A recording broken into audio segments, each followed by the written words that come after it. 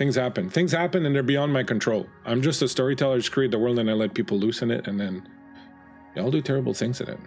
I mean, all right, let us begin. A very quick little recap. Last session when we left our vampires, our coterie, Cassie and Teddy were in Cassie's apartment and had just received the visit from a certain Cardinal Santiago, who is responsible for their creation, really, because Cardinal Santiago is the one who ordered your friend and mine, Carter, to go to Chicago and have a little shovel party and to create a whole bunch of vampires randomly by grabbing people off the streets, turning them to vampires. And Carter had very specific instructions to save 4. And from these 4, 3 of them were the characters here tonight. And so their current situation is pretty much directly related to Cardinal Santiago, who has kind of been a shadowy boogeyman since the beginning of this. So who knows what's going to happen in that little 4.5. It's a 4.5, yeah. Now maybe even a 5.5. Maybe you have a 5.5 now, Cassie. You get a pretty nice place now. So we'll see sort of what happens there. Meanwhile, Helena, who had stolen the secret of the Heart of Darkness from her sire before Bahari was killed by the Tremere Regent Charlotte Rojas, had undergone the ritual with her boyfriend Hayden, each of them removing their hearts and handing it to the other to keep for safekeeping. Of course, it turns out apparently Hayden doesn't really understand the word safe and safekeep, and he used it to put his lover, Helena, into torpor. Well, not into torpor, but he staked you, which has paralyzed you. And then he told you that the Tremere Chantry in Chicago was a bit of a sham, that he was the only Tremere in there, and that everybody else was something else. And he also said that they had wanted your sire, Bahari, but that he had convinced them to take you instead. So we'll see sort of what that takes us a little later tonight. As we begin, some words of wisdom from an unnamed vampire somewhere in the city who says, "A beast I am, lest a beast I become." Some fucking vampires somewhere is no doubt claiming they were the first to coin this, and we cling to that phrase like it can save our souls. Oh, but we could be so much worse. We are little monsters, so we do not have to become big monsters. I had news for you, pal. Monster's a monster. Thing is this. By our very nature, we are cursed and are monsters. Every decision we make is perforce that of a monster and thus monstrous. Those who are not monsters get to make choices that are devoid of the taint of sin, of foulness, but the monstrous. Look, think of it this way. Would you expect a pig to make anything but a pig decision? A cow? A wolf? No. A pig is a pig and thus makes pig decisions. And we're monsters. So just accept it. You'll never make a decision, take an action that is anything less than monstrous. Even when you think you are, even when you think you're making the morally right decision. Morality is an atavistic vestment worn by those who, by their nature, can still wear it. But we cannot. You can't. You're gloriously naked, covered in blood, shining black as the devil's own sins in the moonlight, and no amount of precious attempts at preserving your humanity like flies in amber is going to matter. The beast I am, lest a beast I become? Brother, it's too fucking late. Stop pretending. The apartment where you find yourselves, Cassie, Teddy, was momentarily shrouded in darkness. You found yourselves in a small little cocoon of light for a few brief moments as these swirling shadows covered the entire place. And as they started receding and returning back under the couch, under the chairs, behind the paintings, behind the television, around the corner, you saw, sitting in the corner, in the chair, a man with long, unkempt, dark hair, long, unkempt, dark beard, piercing eyes. His skin looks like old parchment. He's wearing a simple black robe. And he sits in the chair as if he just came in for tea. He introduced himself as Cardinal Santiago, which by now you know is the head of the Sabbat in this area. He's a man whose name you've heard before, a man who's responsible for the orders that got you created. He was Carter's boss. He's the one who told Carter to go and create a group of new vampires, which turned out to be you. You know he's somehow connected or behind a lot of all the shit that's been going down for the past 3 years here in Chicago. As he sits there and looks at you with a slight smile on his lips and says that he's happy to finally meet you, his little lights. What's going through your mind? What are Cassie and Teddy doing in the face of Santiago? And I would like to kind of impress upon you the fact that shadows are still roiling around him, and he has this presence that you now understand 3 years into being vampires comes with being a very old vampire. He is old, ancient, powerful, and you can feel the weight of those years, the weight of the thousands or more years that he's been alive, kind of settling into this room like a pall that just envelops you and tells you this is a creature beyond your nightmares, beyond anything you've encountered before. What do you do?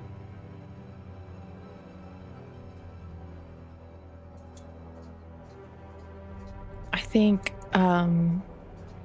for a moment, Teddy grows very still and very quiet and looks inward, searches her mind for Carter. You done stepped in it now, princess. Big man come down to see you directly? That shit ain't good.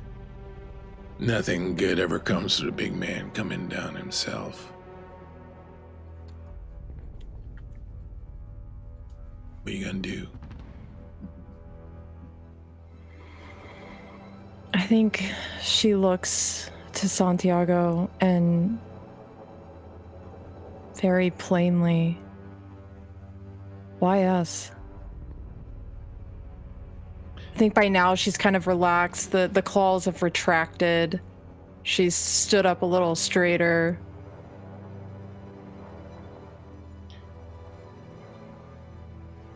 As you reach inside and find that little dark place where Carter lives, the Cardinal is staring very intently at you. You see his smile grows a little bit. As he is about to respond, what is Cassie doing? Do you want to do anything? Do you want to say anything? Just to give you the opportunity also to respond here. There is a very uncharacteristic rage that's growing in Cassie as she stares at Santiago. And there is that rage when she had confronted Samael about her embrace, but staring at the person who ordered it and knowing what she knows and that it was just bad luck when Teddy asks that. I think Teddy can hear the clench of Cassie's jaw as her teeth grind down and her fingernails bite into her palm, because she's not going to attack Santiago. She's not stupid, but she desperately wants to at this point. And as you sit there seething with rage and you ask your question, Teddy, the Colonel's eyes bore deep, deep into you. You can sense that he's looking at you from beyond the physical world. He's taking a good deep look inside of you, and that smile of his broadens a little bit, and he says, there are those who say that nothing in the world happens without some sort of force behind it, some sort of decision being made on some level about what is to happen. Some believe that things are preordained, and others believe that chaos rules the world. Why you? I did not even know you. when you were taken. That it was you who was chosen was completely beyond my own abilities to predict or to know. I certainly didn't know of your existence enough to order that you be taken. So I guess the answer to your question, Teddy, is really dependent on what you believe. Do you believe that things are preordained? Do you believe that things occur for a reason? Or do you believe that things are merely chaos?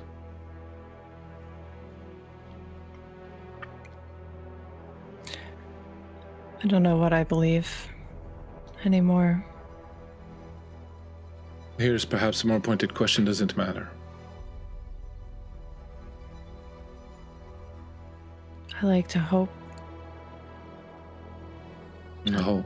Hope for what? The choices I make, the things that happen matter. We're not just here for nothing.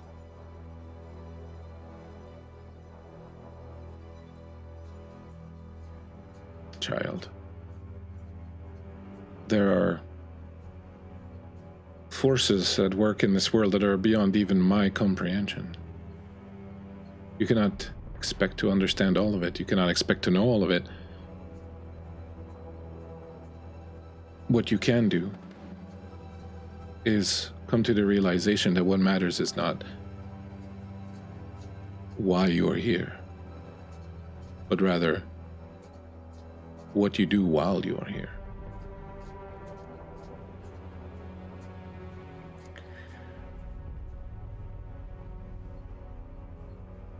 Maybe the right question was not, why me? Maybe the right question is, what for?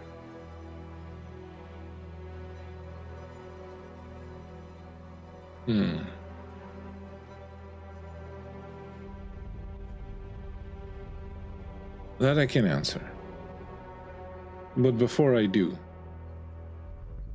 I would like to ask you one question. Whatever did happen to Carter? I think you know what happened to Carter.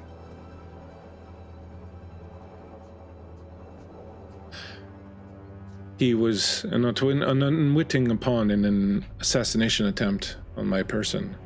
I do not hold it against him. He was outplayed, but I certainly would have liked to have asked him a few questions. Perhaps I will still get that opportunity. Answer my question and then you can ask him whatever the fuck you want. I can't guarantee he'll answer you, though. He's kind of an asshole. Have you ever known Carter to stop talking? I never really did know Carter. Well, you might feel blessed for that. Carter was very effective as a soldier of the Sabbat, but that made him rather terrible to be around otherwise. Answer the question. Oh, Cassie, I'm here because of you. I'm here to thank you. For what? For doing something that I couldn't do in almost 1,000 years. A sarcophagus? Mm-hmm. What were you trying to do with it? Well, you may as well sit down. This is a story that might take a little time to tell. After all, it began over 1,000 years ago in Constantinople. I made a grave error. I was, at that time, already embraced. When I was a crusader, I believed in the word of God more than anything. I thought we were doing the right thing. I thought we were doing what God wanted us to do. I had the fervor in me. All I could think of was finding a way to cure myself and others. What we are, I felt, was an abomination in the eyes of God, and so I sought ways to cure us. One of these ways that I discovered was something called the True Cross, a relic said to be made of parts from the cross of Jesus Christ himself that had the power to heal, the power of the sun, and I thought perhaps this would be the artifact to help. I sought this artifact for a long time. I found an ally, someone I thought was an ally, a Tremere, called Reyna Lindworm. Reyna read the cards for me. She was an adept at Koldunic sorcery. She read the cards and told me that the long night was coming. I did not understand that back then, but now I know she was referencing the Gehenna, the rising of the ancient elders who will bring the eternal night and devour all things on this world. Whether or not this was true at the time, I did not know. But she said the one thing she knew she needed to say to get me on board. She said that I could prevent it. My sin, you see, was pride, too much pride. It enveloped me like a brilliant golden cloak. It went before me wherever I went, and it guided my path and my decision at all times. She told me the card said I would need others. I would need a hand to open the way, an eye as a binding to the outer world, a claw to face conflicts, a moon to guide me in darkness. She also said there would be another, a serpent, an obstacle in the way. I found them all. One of them was Tobias, a Gangrel, your ancestor, Teddy. Very, very many generations removed.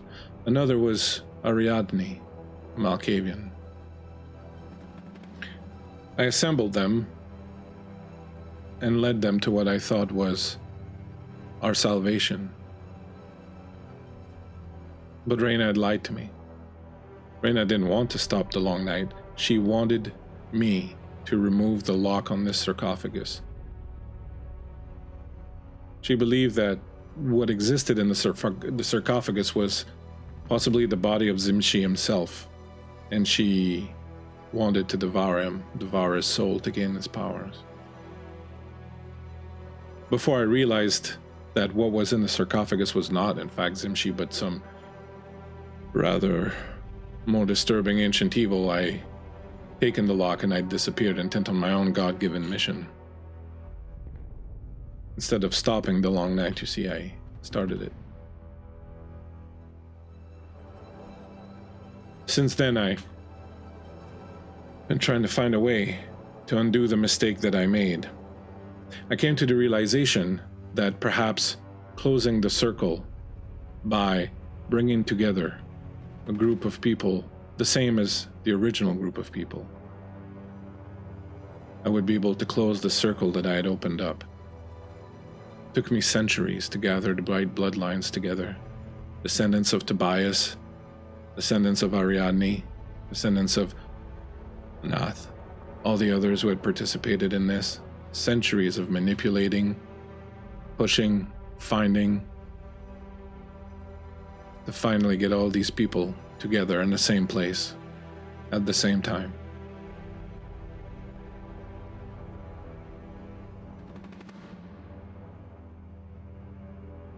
All this work, and it seems that it was you, Cassie, unwittingly perhaps, who found a way to stop this on your own. I didn't stop it on my own. Ariadne was there. Well, the circle came close. The beginning and the end, then. You followed a thread throughout centuries. And you expect us to believe that you're what? The hero in this story? The white knight that comes to save us all, that planned all of this all along? Oh no. Oh no. I am the devil in the story. My pride went before my fall, and I created the situation we find ourselves in. If there are any heroes here, it is you. I came to offer my thanks, my admiration. But I also came to tell you that it may be too late. The Ancient Ones are rising in the east, and now with Aegis, preparing to bring a second Inquisition. I believe the times are fraught indeed. What I have come here to do tonight is offer as perhaps a means of small repair, a way to help you. Help you save your friends. Help you, in fact, save everyone.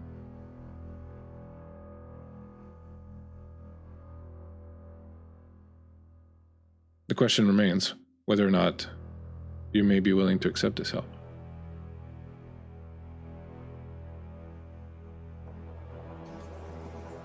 Help us how?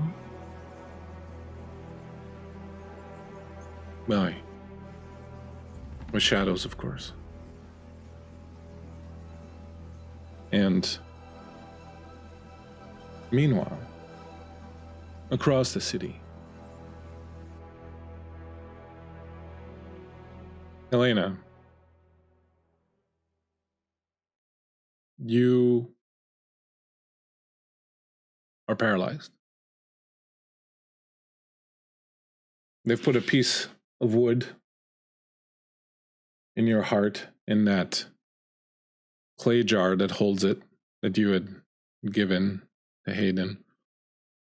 And now you are aware of everything that goes on around you. You hear everything, your eyes are open and you can see, but you can't move. This is perhaps the most vulnerable you've ever felt in your life. They carry you like your piece of furniture. They've taken you somewhere. It's difficult to tell where you are. They're surrounded by old buildings.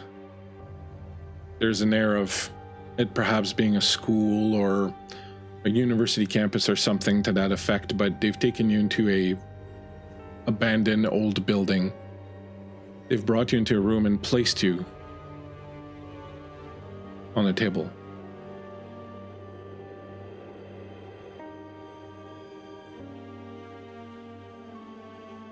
It was near morning, so they left you there. As you laid there, Helena, unable to move throughout the day, protected from the sun in this very dark room, feeling, Helena, a presence in the room with you, but unable to move your neck to look. Just a looming presence in the corner in the dark, all night, well, all day. What's going through your mind?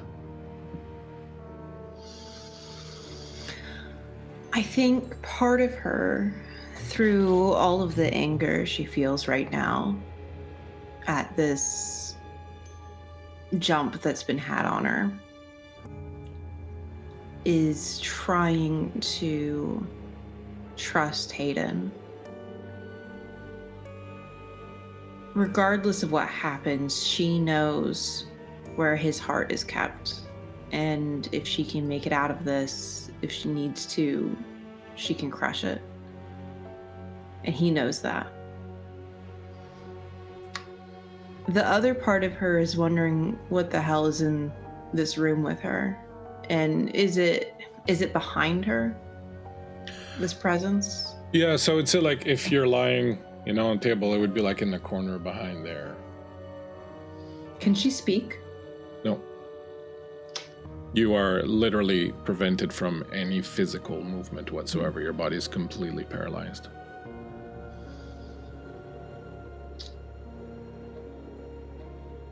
I think there's a little bit of regret that she can't taunt whatever it is that's in this room with her.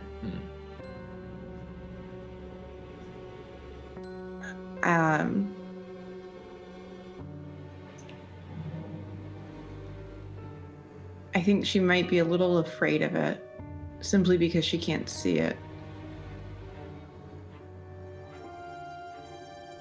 But with that fear comes this drive to sort of egg things on, and that's sort of Helena's nature.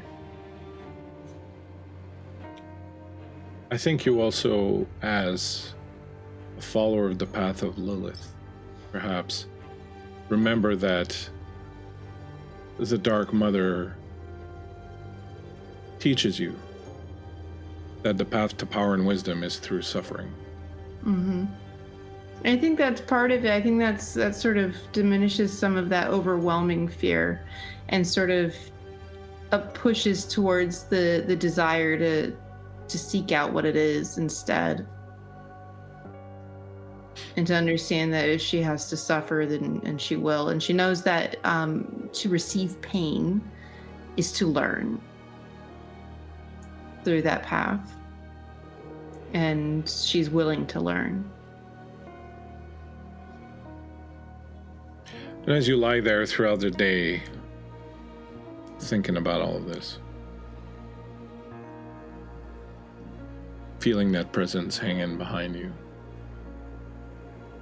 you feel the hours crawl by slowly, and maybe for the first time since you became a vampire, you get the full measure of what it might mean to be eternal, and how much it would suck to be eternal and be aware of what goes on around you, but be unable to move or do or affect it in any way. Eventually, as night falls, someone comes into the room, someone you've seen before, with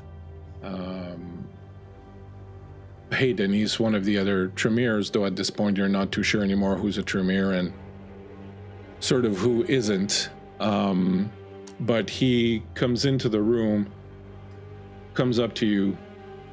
He's got a little container, a little golden sort of chalice, if you will, but a bit bigger. It's like a fairly sizable container, and with a knife he cuts you and bleeds you out almost completely. You're at 2 blood point.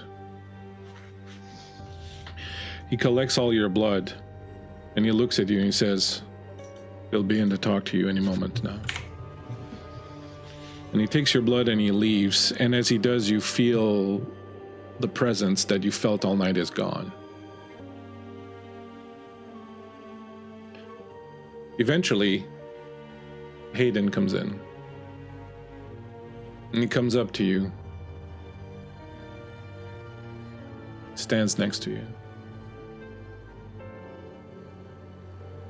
looks down, gives you a little smile, and runs the back of his finger along your cheek. His face is kind of unreadable. You know he's usually very difficult to read, but he's very, very sort of closed off right now. He opens his wrist and puts it over your mouth, and his blood drips into your mouth for the 2nd time. You know that if you drink his blood a 3rd time, you'll be bonded to him. He drips his blood into your mouth, closes his wound. You get 1 more blood point, so you're at 3.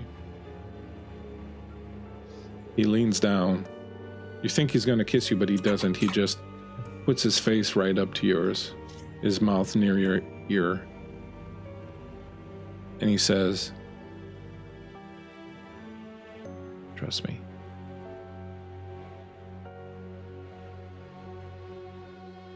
And as he stands up, you see standing behind him the Regent herself, Charlotte Rojas. You've encountered her before a few times. The last time you saw her, she had just killed your sire, Bahari, and just burned her alive, burned her blood. She's looking down at you, and when you look up at her, you get that sense, kind of like what I was describing to Creep earlier, of someone who's very ancient, very old. And you see there's a very deep darkness in her eyes. Like there are secrets hidden there. There is knowledge there that is probably dangerous. She looks down at you and she says, "I'll give you the opportunity to speak shortly, but before I do, I want to make sure that you understand exactly what is going on here. I want you to understand that you are here because I was convinced to spare your life." She looks at Hayden. "He convinced me to spare your life."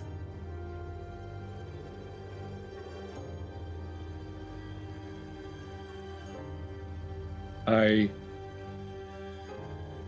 needed a kindred of your blood, and it didn't really matter to me too much who it was. I and my eyes set on your sire, Bahari, but at the insistence of Hayden, we've decided to extend our offer to you. And that is what this is, an offer, but not the kind of offer that you are free to accept or refuse. It's very much one of these. Accept or you may have to die. I just want to be clear. And she reaches out, and you can feel her will just completely go through yours, envelop your brain, and you can hear her voice echoing in your brain. And she says, "You can speak to me this way."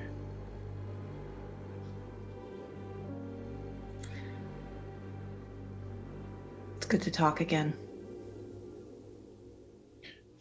Hayden tells me you rarely ever remain silent.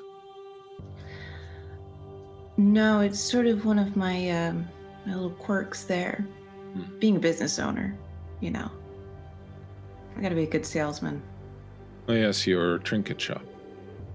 Oddities.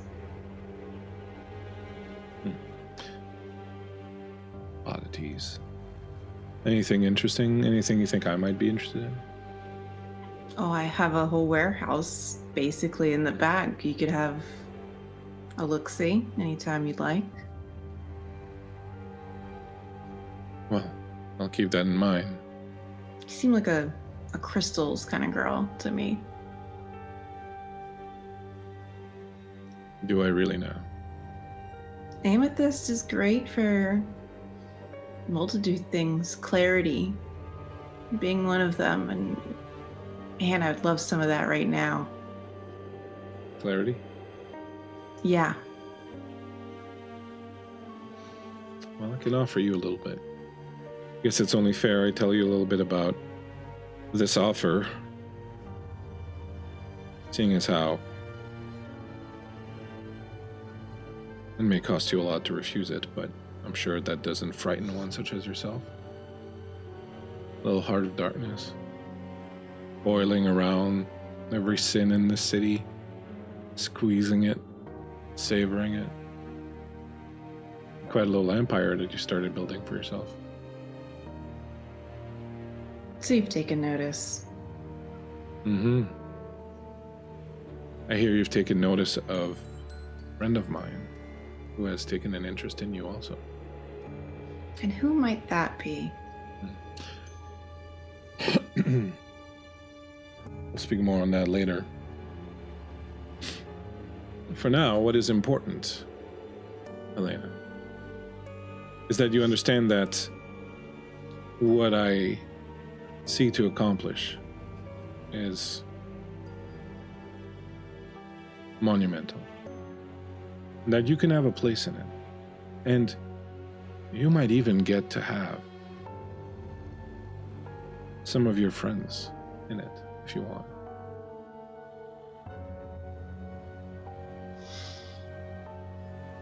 My name is Reina Lindworm, though I'm known as Shad Rojas now. We've been around for some time. I'm not Jameer, per se. I'm a Telyav. We are a branch of Jameer that originated in what's called Lithuania a long time ago.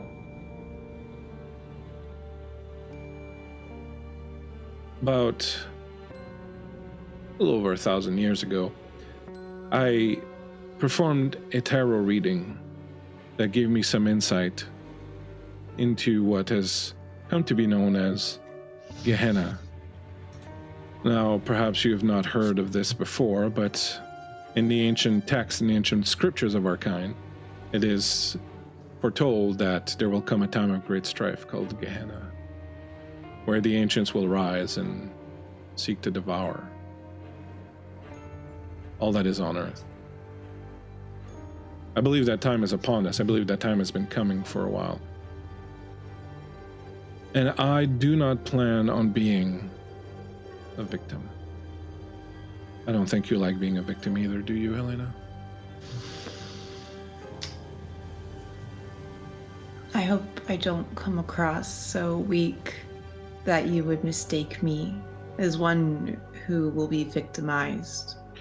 My dear, you're paralyzed, incapacitated, staked on the table at my feet. I could kill you in less than 3 seconds. You seem to me the very portrait of a victim. But we can change that. We can help you change that.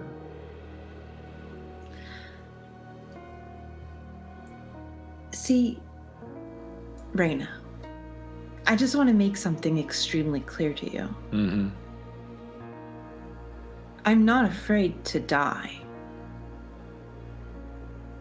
That is everything against the teachings of Lilith. A Lilin, are you?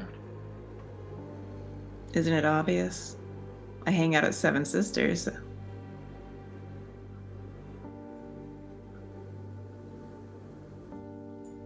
I think you are starting to get the picture that in our little world, nothing is always exactly as it appears to be. So you'll forgive me if I don't go in for obvious. No problem.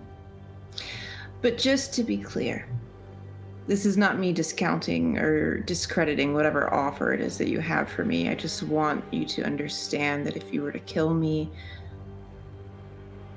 that I would welcome death.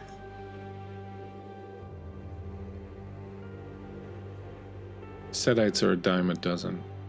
If death is what you want, I can grant you that right away. Simply say the word. We will take your heart, which is in a little jar that you can't see right now, just over there, and we will drop it in a brazier of fire, and it'll be the end of you.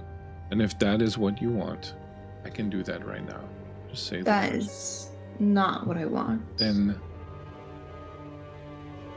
stop flapping your lips at me with inanities about how you know death and you know darkness and you're a follower of Lilith and this, that, the other. I know what you are, Helena. What am I? Exactly the same kind of thing I am. Someone who craves power. Someone who wants to be at the top. You had a good read. Yeah. Let's not pretend otherwise. I mean, knowledge is great and respect and status, but at the end of the day, what are those things compared to power? I am rather single-minded when it comes to my obsession with getting closer to Cain, increasing my own generation, the potency of my blood. I have surrounded myself with those who seek the same. And I'm wondering if that is something that would interest you also. You see, a long time ago, I read the cards, and the cards told me what I needed to survive the long night. And one of the things that I need is a serpent. I have a moon, I have an eye, I have a hand. I do not yet have a serpent, and I do not yet have a claw. Which reminds me, you have a friend who is a gangrel, do you not? I think at this point, friend might be more of a loose term. Well, you see, that is what's beautiful about the power of our blood. Nothing can resist it. If we bring her to you, gift her to you, if you feed her your blood for 3 nights, she will be your friend. And we can do this for you. If you can make that happen, then I would truly be impressed, Reyna. See, Teddy's not dumb. Teddy's pretty hip to whatever ways that I have fallen into, whatever she thinks, whatever the fuck I'm doing is. Teddy is worse. Something worse than dumb. Like you, she is weak. She is powerless. She has grown in some might, I guess, perhaps in recent days, but she is still next to nothing. I had designs on an ancient that is buried here below the city, but your friend, Cassie, well, prevented that?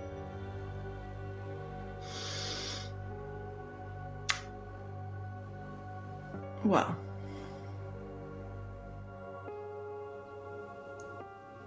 how curious of a position to be in.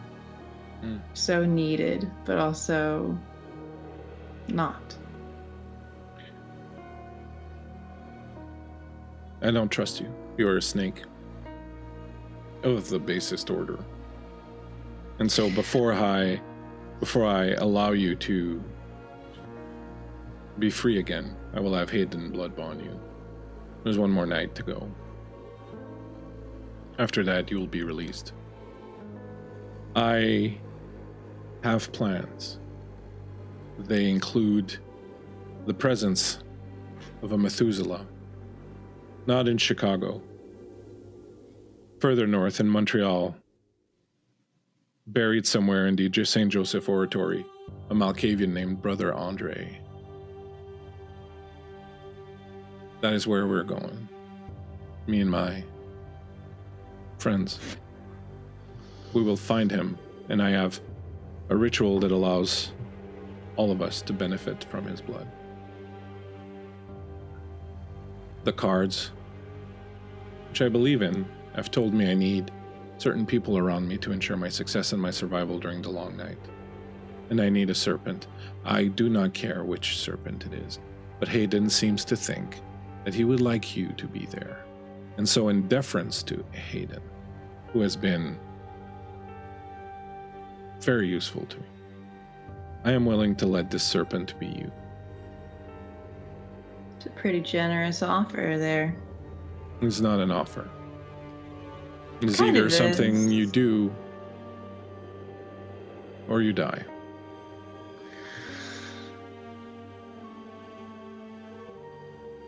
I'm pretty fond of Hayden.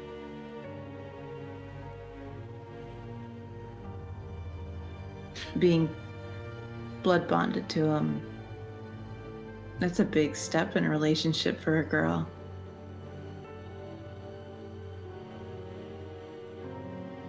What assurances do I have that you're not gonna fuck me over? At that, she smiles. You feel the connection. Stop. She moves out of your eyesight. You hear them talk. You can't move still. You're frozen in place. You hear them talk in low voices. And then a splash of hot blood explodes on your face, drips into your mouth, and you hear screams. Meanwhile, across the city.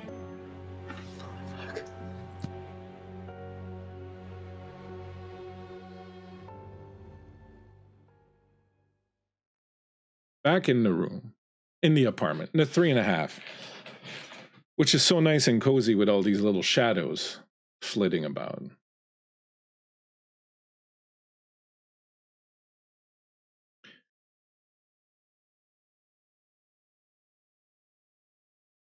Oh, Hayden's not there. What's going on? Hold on.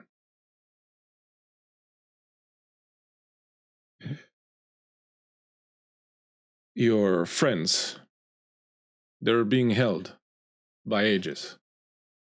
There's someone named Orin White. Is this correct? Yeah.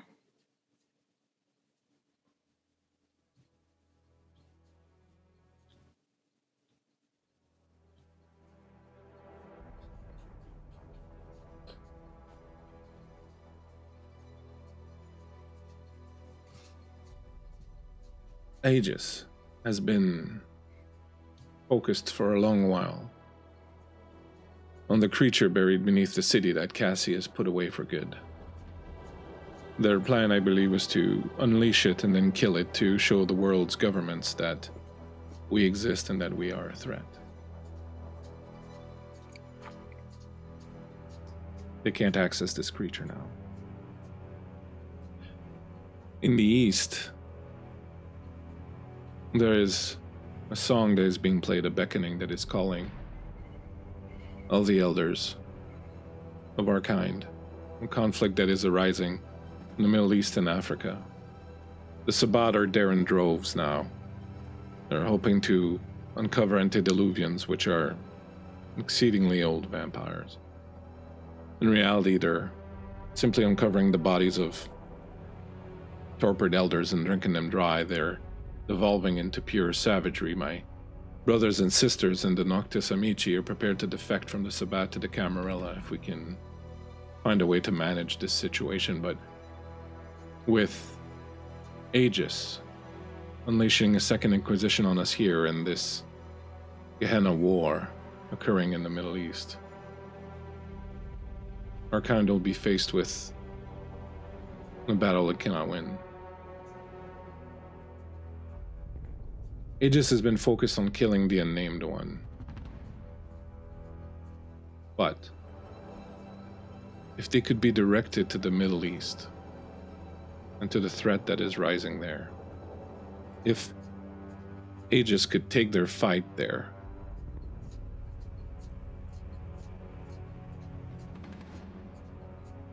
it could solve our situation. Our enemies would fight each other. They would find more than enough work for their weapons out there, and it would occupy the elders, and they would weaken each other, and it would give us time. Precious time. The key to this happening is Oren White, the man who holds your friends. Aegis listens to him. He is the one who got them onto us in the first place. There's a long history there, and nothing that I think we need to get into now, but unfortunately, the Camarilla, your people, are very focused on keeping a lid on things. And so Aegis will not be looking there. They will not know to look there. My offer is simple. I will help you get inside the compound in a way that you cannot be stopped and that will not trigger their security. Once there, you can do what you need to do. You want to rescue your friends? That's fine. But the first thing you must do is find Oren White. You have to feed him the following information. Kurthar Mountains, Pakistan, 1:37 a.m., October 6th. A Methuselah named Enkidu. Tell him Medea sends her regards. This last part is very important. Without this last part, he will not listen to you. Medea sends her regards. If you can deliver this message to Oren White, I believe he will get Aegis to look to the Middle East. They will turn their attention there and potentially draw their forces over there, leaving us here alone for some time. After that, if you wish to rescue your friends, you can do as you will. They're material in the grand scheme of things. They are nothing compared to the death and devastation that will occur if either Aegis or the antediluvians come to scour this city, this country, even this continent. If Aegis does not turn their eyes to Kurthar, then they come and kill us, while the long night, the Gehenna War, begins. They will kill us, and the Ancient Ones rising in the east will pit us against one another. It'll be the end times. But you, my two little lights, my two remaining little lights, so small, so apparently insignificant, and find your way in there and can deliver this message. Get him to understand you, get him to hear you, get him to believe you. Why send us? Why not do it yourself? Aegis has developed very powerful means of detection. They would know that I was near there before I even got within miles of the place. Anyone of certain power, a certain age, a certain generation will be picked up right away. It needs to be someone young. How do you know so much?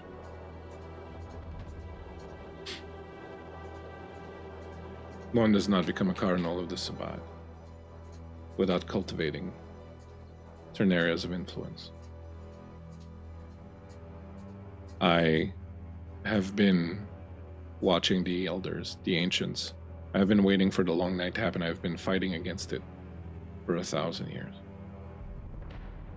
I may not have succeeded where I wanted, which was to bring the true cross back to the sarcophagus. But you have. You have proven to be incredibly resourceful. Cassie has done something I couldn't do in 1,000 years, and you have defeated Carter. Something 100 vampires have tried to do. Many way more powerful than him.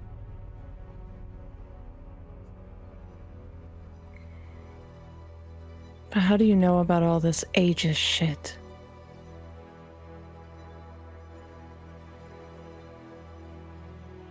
Aegis have their spies, we have ours. Who is this Orin White? Why do they listen to him? Orin White is, for lack of a better descriptor, a hermetic mage. There are not many of them left in the world, but the ones you know as Tremirs were once hermetic mages who created a ritual to give themselves eternal life as vampires. They have existed since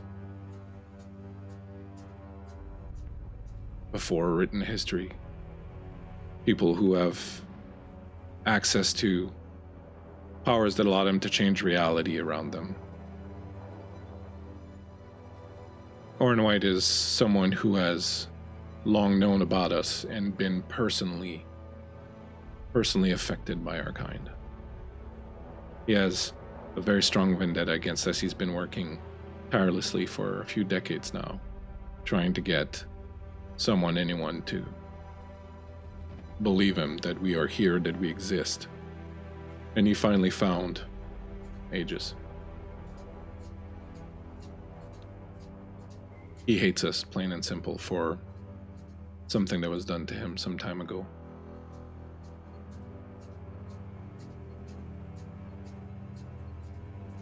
I think Teddy is gonna look to Cassie.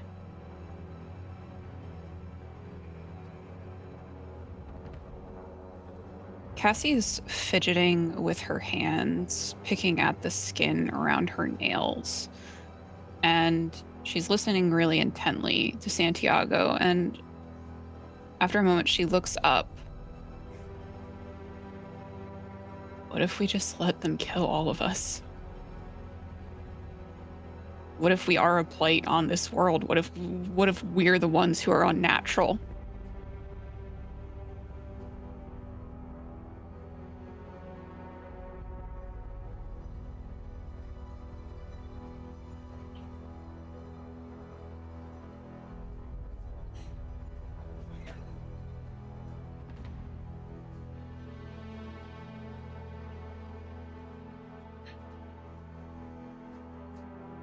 That is not a bad point of view to hold, Cassie.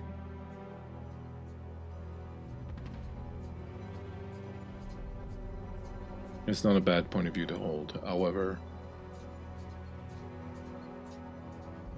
I, for one, enjoy living.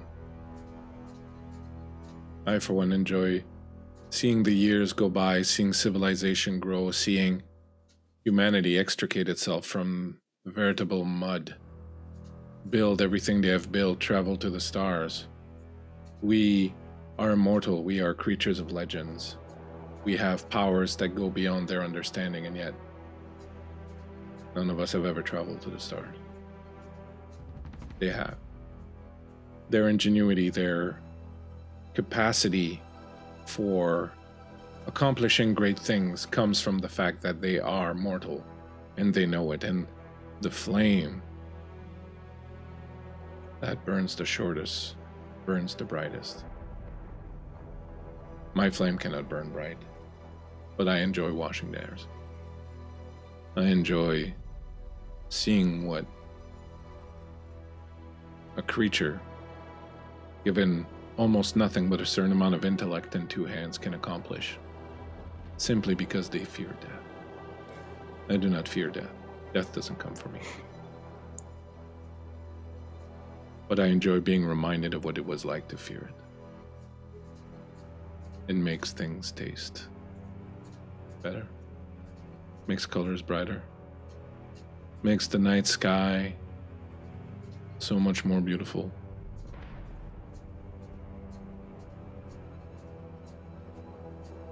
I'd rather not see all of this destroyed. We have coexisted before. We have coexisted for thousands of years. We can continue to do it. But if Aegis has their way, or if the antediluvians and the Methuselahs rising in the east have their way, there will only be ash left. And I will not be the one who let that happen. Cassie holds his gaze for a second. And then she looks back at Teddy. And she's gonna nod.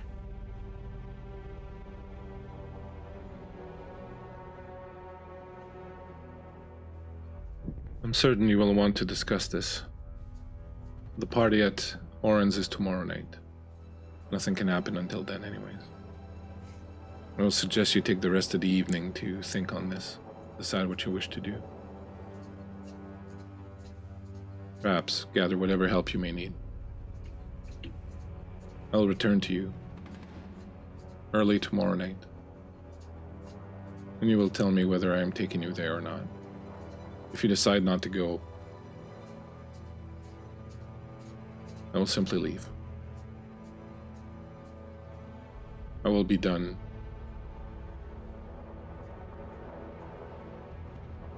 integrating myself into your lives, and I will let you be.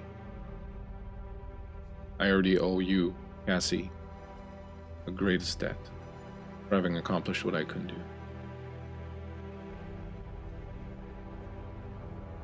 Can we be certain you're not going to betray us? What would be the point? I don't know. It seems everyone here has their own agenda, and we're just these pawns for everyone to move around on the board. I don't want to be a pawn anymore. Every king and queen on the board begins life as a pawn. You have to grow, Cassie. You have to grow old and strong. You'll get there eventually. For now, what I can tell you is that the only point to betraying you would be to have you killed, and I could do that right now. I could do that very easily. That is not my goal. Some of you, and he looks at Teddy, some of you are already carrying a bigger punishment than I could ever inflict. And then some of you, he looks at Cassie, I owe a debt to. And so, I will help you if you help the rest of us. As I said, my brethren and I are very seriously considering defecting from the Sabbat to the Camarilla. But before we do this, I would like to know that there is a future in the Camarilla. So, he gets up, walks over to the window, looks outside. Tell me, have you not noticed, since you became what you are now, that when you look at the lights at night, they are made all the more brighter by the fact that you do not see the daylight anymore? And as he says that, shadows start pouring out of his mouth and start to envelop him. The shadows reach out again from the corners of the room, twist and twirl around him, and just before he is swallowed by them, he says, "Tomorrow at dusk."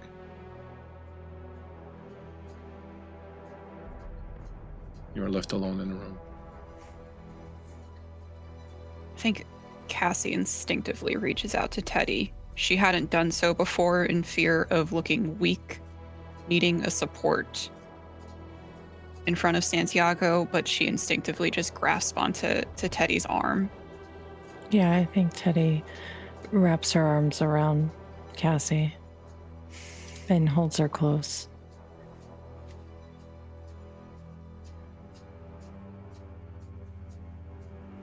Meanwhile, across the city, Helena, This is one of the most hellish few minutes you've ever lived. You are lying on this table, unable to move, unable to see, but you hear everything. You hear screams. You hear flesh rending. You hear bones breaking. Hot blood splashes across your face, drips into your mouth, kindred blood, potent blood. A fire explodes. You see shadows on the wall from the light created by this fire. You feel the hair on one side of your body singe.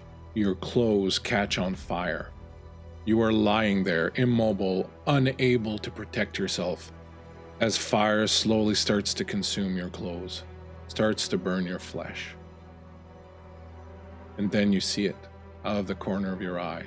Someone falls, someone is thrown across the room. You see a body hit something. You hear the sound of a jar made of clay hit the ground and shatter.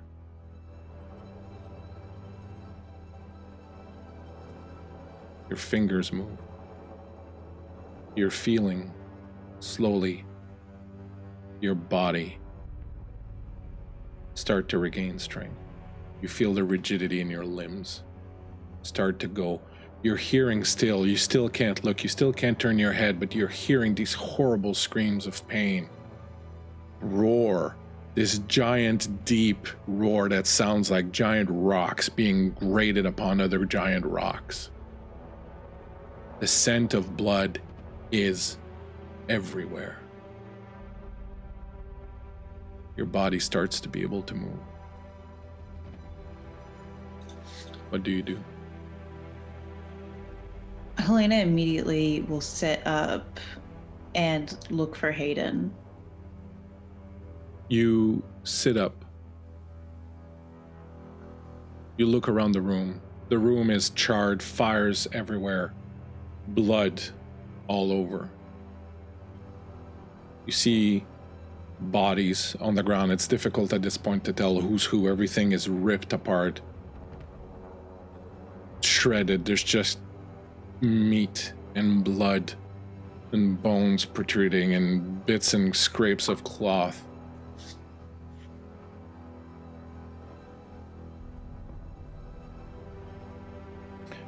Standing amidst all of it is something you've never seen before. You see a creature about 1.5 times the size of a man, broad in shoulders. Its skin looks made of granite and marble.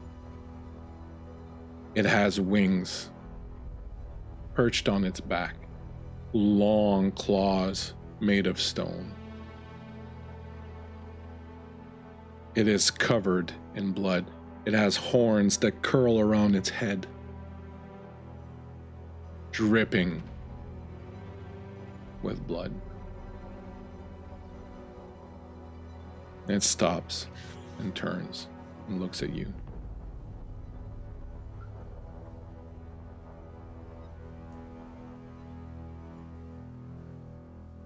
Who are you?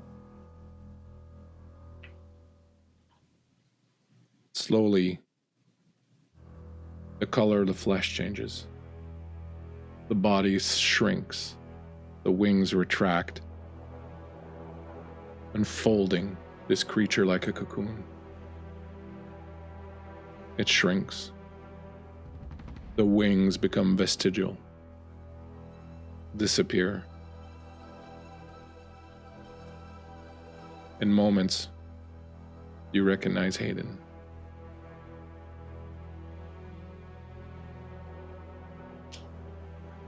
As the horns on his head are receding, as the wings are disappearing, as the stone of his flesh disappears, as the claws retract, he says, I saw that. He says, remember when I told you I was the only Tremere in the Chantry? Uh-huh. I lied. Reyna was the only Tremere in the Chantry.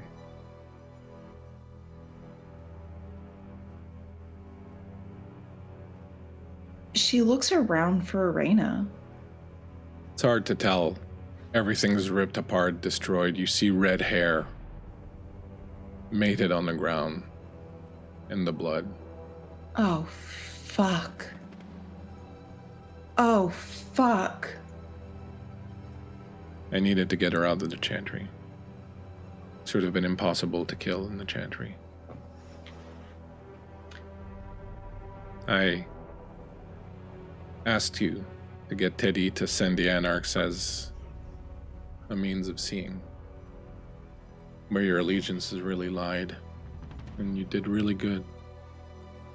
It was clear the Anarchs were never going to come. Teddy wasn't going to do what I needed her to do, so I needed something else to draw her out. There was no way she was going to bring you into the chantry, so to talk to you, she was going to have to come out. Oh, fuck. Hayden. What the A warning would have been really good.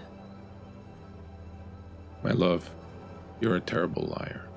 I know that. This is a lot. Is the fire still going? Yeah, your clothes are kind of still on fire. I think that Helena has a little bit of trauma from when Hayden tried to set her on fire. He reaches over and grabs a piece of cloth that's on the ground. He comes over and wraps it around you and puts out the fire. It's like, I'm sorry. I needed her out of the way. Yeah. I think this is probably the only time Hayden has ever seen her a little bit speechless at the moment. He goes over, bends down, picks up your heart, finds a piece of cloth on the ground that is clean, wraps it in it, and comes back and gives it to you. I gave it to you. Yeah, but I figure you probably need to I probably need to earn your trust again. Yeah, but I doubt you know where my heart or your heart is, so keep it, Hayden. I trusted you from the beginning. You didn't need to earn my trust again. He reaches out his hand very gently along your jaw, and then he squeezes really tight and he says, never, ever trust without verifying. I did it with you.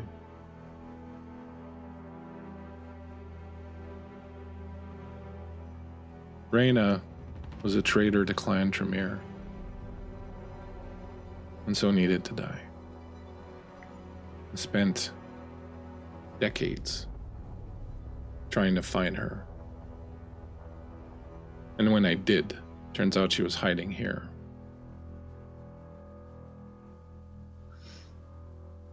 I'm an agent of Clan Tremere. I serve the hierarchy, and she was a traitor, and now she's dead. What does that make you now? The sheriff of Chicago and the regent of the Chantry of Chicago.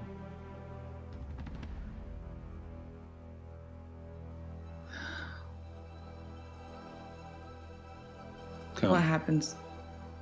He helps you get off that thing. What happens now, I don't know. I have to clean up this mess. I have to report.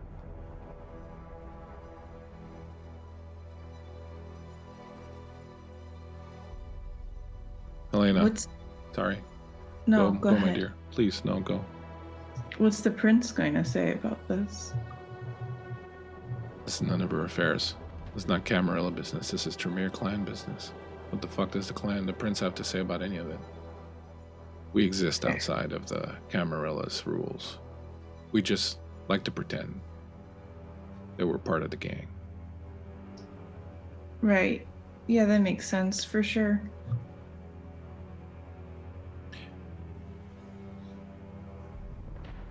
You've been playing with very dangerous things, Helena. What brings me a measure of comfort is that every time I've asked you to stop playing with them, you have. Infernalism is bad. Betrayal of the Chantry is bad. Diablerie, well, I guess that's a matter of circumstance. We are not the Camarilla.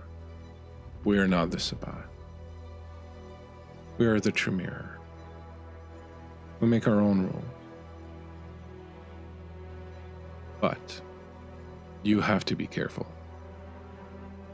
You have to be careful. There are certain things you cannot do. Do you understand? She very slowly nods at him.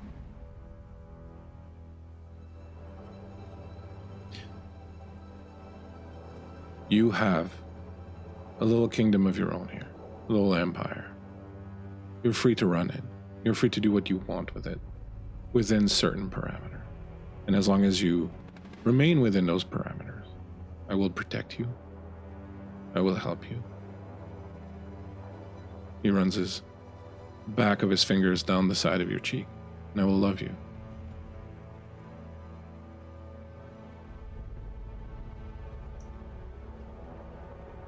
I feel a butt coming.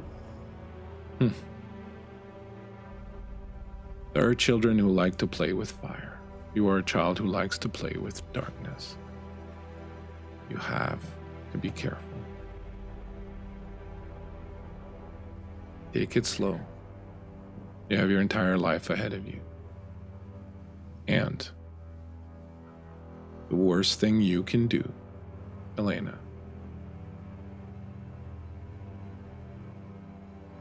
is push all of those who would be friends with you away. Because when you do something wrong, and you get caught, and you need help, the only ones who will help you are those who believe themselves your friend.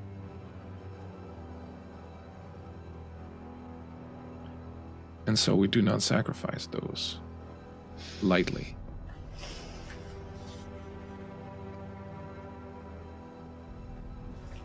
They know about my followers. Well, at least Cassie does. What is it to them? They needed something from you. Eddie wanted you to get rid of that statue, and you did. Have you told her that? I think it's been mentioned. It's sure. been mentioned. Well, the thing about friends is that they forgive a lot. And they're useful. So that's today's lesson. Keep your friends close.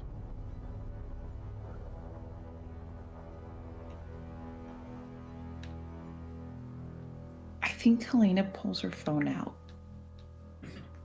and sends a message to their group chat. I hope you guys have a Discord channel. I hate to be the bearer of bad news, but Teddy hucked her telephone and microwaved mine. She still sends the message. Can we talk? And then just puts her phone away. You wanna, do you wanna maybe give me a ride over to Cassie's? In a minute. And he picks you up and puts you back on the table, slips in between your legs, pushes you down on top of the table, climbs down on top. Can you do the thing with the horn and the wings? He smiles.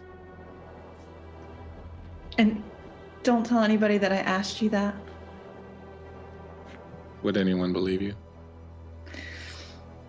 Fairly certain Cassie and Teddy would believe me, but I would prefer not to think about them right now, in this moment. Wise choice. Gulp.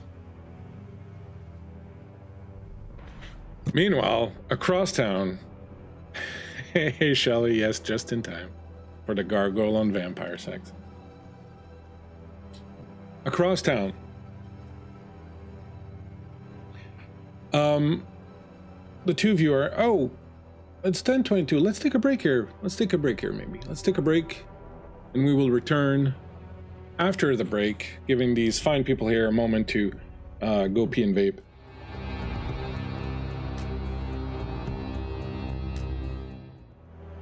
Not gonna lie, we've had some weird discussions in the past when it comes to the green room, but tonight's discussion was especially heinous. Yes. A lot of internal stuff. Yeah, don't worry. I'm not scared I'm going to shit myself anymore, so we're fine. You never know what's going to happen when you start getting old. Your body betrays you. Getting old's the worst. Getting old is the worst. We're rotting from the inside out. We are very much. Hey, Bradley coming. Oh, Bradley coming in hot with the 3,000 bits. Holy moly. Quick, Cassie, do the math. That's six night moves. I spoke too soon about the pooping thing. Yeah. Uh-oh. Yeah. So that's 6 night moves. So 2 each? No, 1, 2, 3, 4, 5. So yeah, six night moves each. Jeebus. Y'all gonna be so you all know when they get too many night moves, they can buy disciplines and stuff with them, so they convert them into XP points, which they can buy stuff. And for example, Bradley, you've been dropping a lot of stuff, so just so you know, they're not all going to waste. For example, Creep bought up to Fortitude 4 with a lot of those points that she had amassed. So the points get used, even if we don't do a lot of rolls, because I don't call for a lot of rolls because I'm just that kind of GM. They still get used for the players. So thank you so much for the support, the donation. We really appreciate it. Thank you very much. All right. Before the break, Cassie and Teddy had reached a sort of détente and gotten an offer from Santiago while they were mulling that over. Meanwhile, across the city, Helena was discovering that her boyfriend Hayden is in fact a gargoyle and that he works for the Tremere clan, the hierarchy, and was after Charlotte Rojas for being a traitor to the clan. And he just ostensibly ripped Charlotte Rojas and a bunch of other people apart. And then proceeded to make mad stone love to Helena, which we faded to black because we're not weirdos here. We're not weirdos. Speak for your fucking self. No,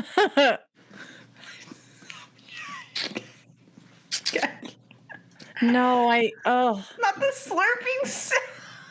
I'm sorry, guys. I gotta go. It's been a really great time playing Vampire the Masquerade here on Folk&Myth. So much It's a fun. shame we won't ever see the end of this story. That's what it is. Oh, shucks. At some point, you're going to have to run into, Mint Guy again. I'm just practicing. Well, yeah, I've got to eviscerate him. Yeah. So, as we return, Helena has sent her friends a message on their group message, but both Teddy and Cassie have gotten rid of their phones. Oh, hey, Varl. Thank you so much. Another night move for everybody from the Varlster. Thank you very much, Varl. Appreciate all your support, gang. It means a lot to us. Really, really does. Man, we got Hype Train level 3 going on. Oh my God. We're so hyped. And guess who's the conductor? It's Hayden. He's conducting this train. Choo, ka-choo. I'm gonna be creep. hey, the trains don't make that sound. What are they teaching you in school up there in Canada? Hey, Bradley, with another drop. It's a French train, so. Okay. Exactly. So it's a choo-choo. Oh, no. Okay. All right. There's got to be a line drilled somewhere. You're done now. Jesus. Papa, relax. Bradley with some more bits. Another night move for everyone. Thanks so much. No, Michael's not here. Miko's not here tonight. He really hates it when I say that too. I don't know why I said it. Miko's not here tonight. I'm in control. Ha ha ha. Back at the house, having completely not seen Helena's message, Cassie and Teddy. Santiago is gone. The two of you find yourselves alone in the apartment. The shadows are gone. The night is clear and beautiful. What are you doing?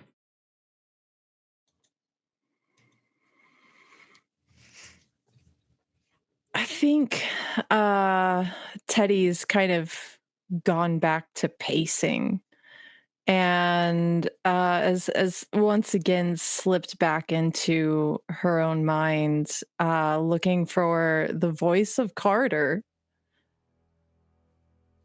You find it difficult to find him. It's almost as if he's retreated a little bit in the presence of the Cardinal, but eventually you root around and you hear in the distance the opening of a can of Miller Lite, and you follow that sound to the deepest, darkest corners of your psyche.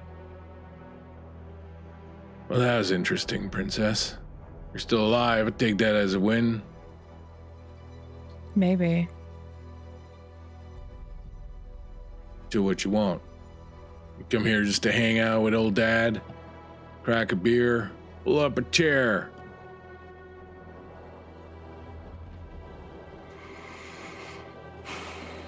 I get the feeling that Santiago doesn't just help people. Princess, no one fucking just helps people. Anyone who does is a goddamn sucker who deserves whatever is coming to him. Read me?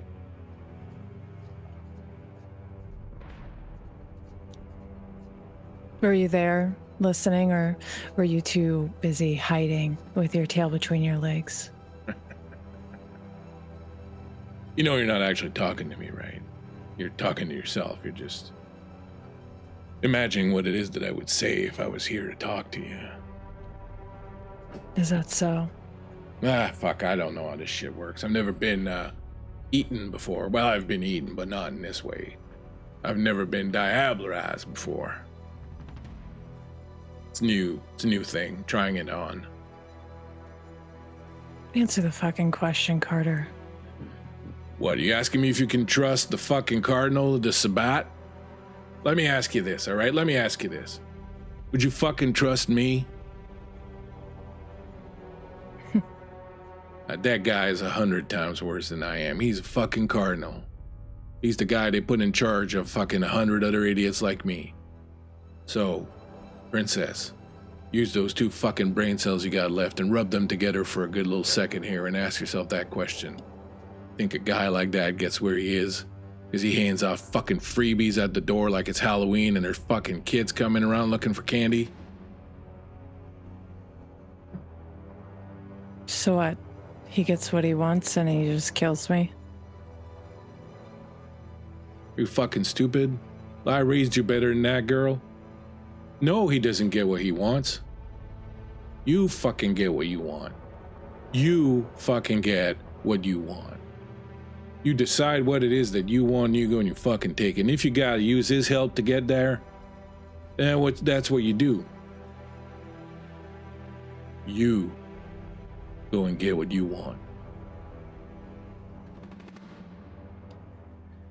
I just want Nora back. She doesn't why? deserve... Do you ask yourself why? She doesn't deserve this. Shit, none of us do. Maybe if I can at least help someone, that makes a difference. A difference in what? What kind of fucking difference is it gonna make, Princess? You think that you help someone, another fucking bloodsucker, is gonna make up for all the people you're gonna kill in the rest of your life? How many people have you killed since you turned? How many people had you killed before? I don't know, that seems to be pretty fucking easy math to do. But she's one of the good ones. What's a fucking good one? We're all the fucking same. No, we're not. Oh, what makes her so good? Tell me, She's what makes her? kind. She's kind. She's Helpful. fucking kind. Why? Because she fucking takes in strays. At least she cares about something. Hey, I spend my entire fucking life taking in strays into my pack, fucking caring for them as if they were family, making sure they were fed. Does that make me fucking kind? You killed for the fun of it, Carter. For the thrill. No, wait, princess, that's where you're fucking wrong. I kill because that's what I do. Do you fucking ask a wolf or a lion or a tiger why they're fucking killing? No, you don't, because that's what those fucking things do. And that's what we are. And that's what we do. We're not lions and tigers. No, we're better. We're not just animals. We can decide what we kill, how we kill. When I was out there on the road, I wasn't just killing willy-nilly any Tom, Dick, or Harry that came along. How'd that work out for you? I survived. Yeah, and then you came back, and you killed me, and you goddamn ate my soul. Is that what a good person does? I can't even fucking rest now. Stuck in here. I fucking sit here and watch you fantasize about fucking Owen and fucking the other fucking idiot all day long, wishing you were nice. The fuck is that? Did you give me a fucking choice? Did you give me an option? No, you just fucking ate my soul, girl. You didn't deserve an option. No, I didn't deserve an option. I Why? killed you because the world's better off without you. Yeah, well, The fact that I ate you whole, that was a fucking mistake. That was just fucking nature working as intended. Hey, let me ask you this. Let's say I never met you. And let's say I never turned you into a kindred. Let's say you go on, continue your life, whoring for Aegis or whoever the fuck else. At some point you go back home, go spend Christmas with your parents. Dad has a heart attack, keels the fuck over. A couple years later, your mother, same thing. You inherit the farm.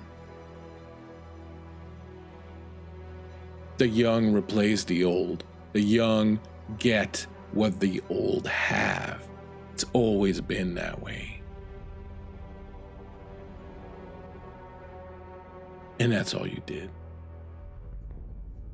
You took what your daddy had. And now you're stronger for it. You did what is in your nature to do. And I've never been more proud of my girl than the night you did that.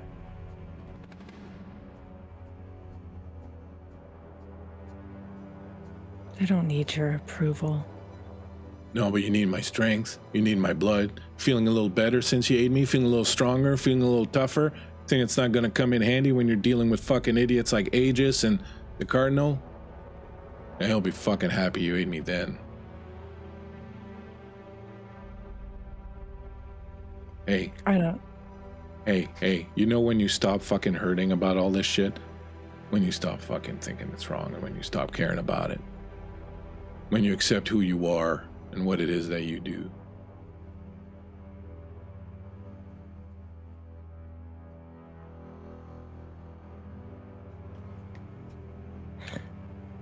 I don't know why I thought I'd get answers from you. I'm giving you the answers because you don't want to hear them. Doesn't fucking mean I'm not giving them to you. Come back to me when you're ready to fucking hear. I think she retreats from this place in her mind and comes back to the room surrounding her. Cassie, you saw her kind of go away for a little while. I'm sorry, you were going to say something. Mm-mm. I think Cassie, more often than not, sort of vacates the premises mentally. And so seeing Teddy kind of go off into her own little world in her head, I think Cassie allows that. Cassie kind of just sits there. She'll kind of settle onto her couch, and I think she's kind of focusing. I imagine there's probably the background noise that goes on in her apartment with April and Elliot and the professor kind of always there. And I think for the first time, she really focuses in on that and like centers herself on that. Just listening to whatever conversation that they're having.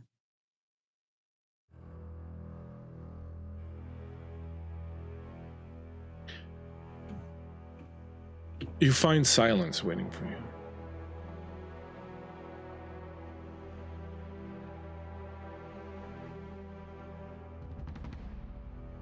There's no one around. There's just Teddy sitting there, tearing off. You're alone right now. Cassie like abruptly gets up. She circles around the kitchen. She goes into her room, kind of looks around, opens the closet. I think she even like drops to her knees and like looks under the bed. You see Prince there, wide-eyed, hiding, trembling a little bit. I think Cassie kind of relaxes a little. She's kind of on her knees, ass up in the air, front part of her body just pressed against the wood flooring in the apartment, and she reaches a hand out under the bed towards Prince, kind of giving his snoot a little rub. He comes out and kind of looks around a little bit, and there's a bit of a shadow like that's coming in where the corner of the bed is, and he kind of scooches away from it and goes around it and comes up to you, and he's got that really kind of like scared little look. And Cassie just wraps her arms around him and like brings him in to like a little hug. And she's gonna just whisper, "It's okay. I won't let anything hurt you. It's okay."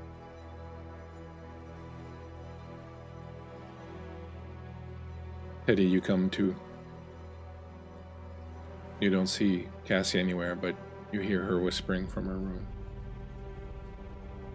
Cass? And she's gonna start walking towards the room.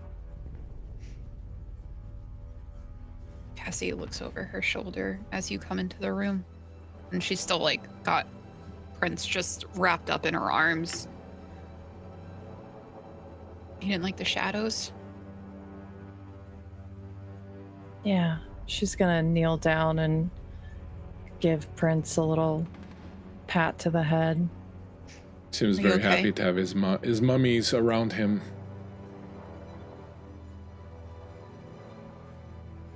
Are you okay, Teddy? You went away for a second. I was talking to Carter. Does he have any insights? No. He's like a fucking broken record in there, honestly. It's horrible. I wish I could, skip the song. But I don't know. Cassie, as Teddy's telling you this, you kind of get this notion in your head that the reason why, when you talk to April, when you talk to some of the other ghosts, they always seem to have learned, they always seem to know new things, they always seem to remember conversations. It always feels like it's fresh conversation, like as if they were alive. But they're full souls, they're actual souls that have come back from the other side. When Teddy talks to Carter, you get this feeling that it's limited because it's the only thing that's in her is what she knows of Carter. Carter is not really in there. And so he can't say anything new because all he is what Teddy knows of him. And this kind of thought or revelation sort of comes into you've been going to school, you've been studying to become a psychologist. A lot of that fits into that. It's something you recognize now from things that you've learned, that it's a construct probably that is built out of what Teddy knows of that person rather than a fully realized person. Cassie's gonna kind of scratch Prince behind the ear.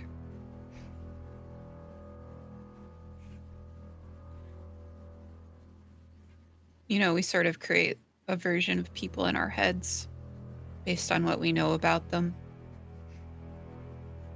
Maybe that's what you have going on with Carter. He's a broken record because that's the only version of him that you know. You don't know anything else about him, really.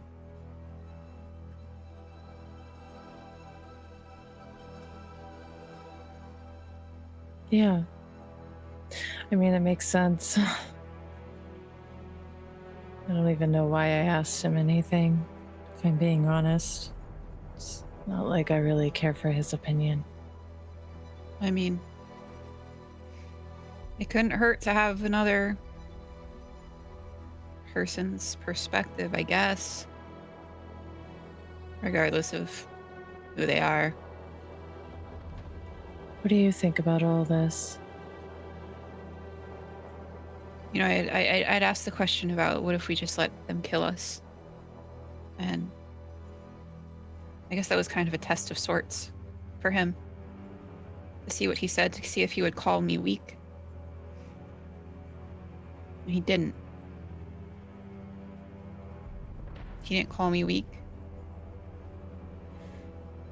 And he talked about humans in a way that kind of resonated with me. Watching everyone around you live their life, knowing that it's going to be short and fleeting, and then you're just going to be here. The whole time, you're just going to be here, watching. But it's not really as sad as I thought it would be. It's kind of nice being able to watch people grow and do things and accomplish things in their life.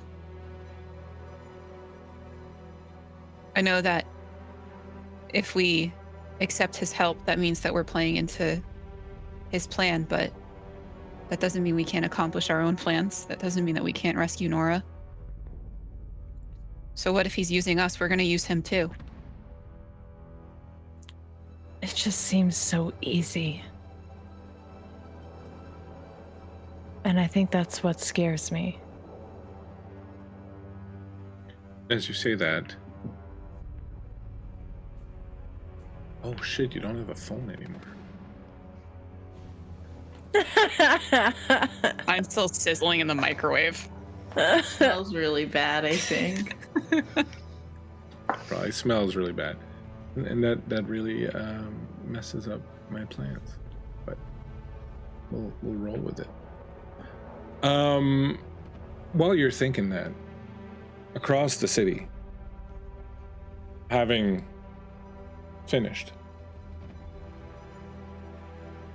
for the third time,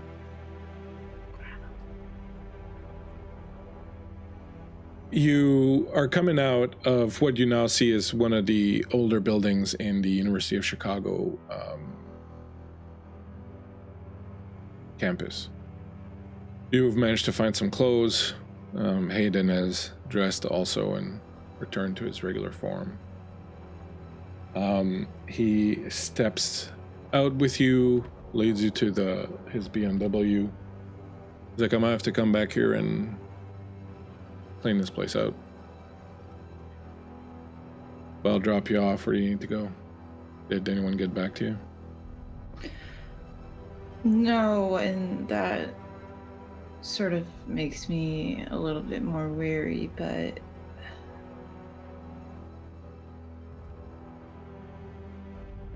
gotta let him know I'm playing within parameters. Probably a good idea. You want to try? Well, I have no clue where Teddy would be. Probably in some park somewhere, fucking lifting a leg and pissing on a tree.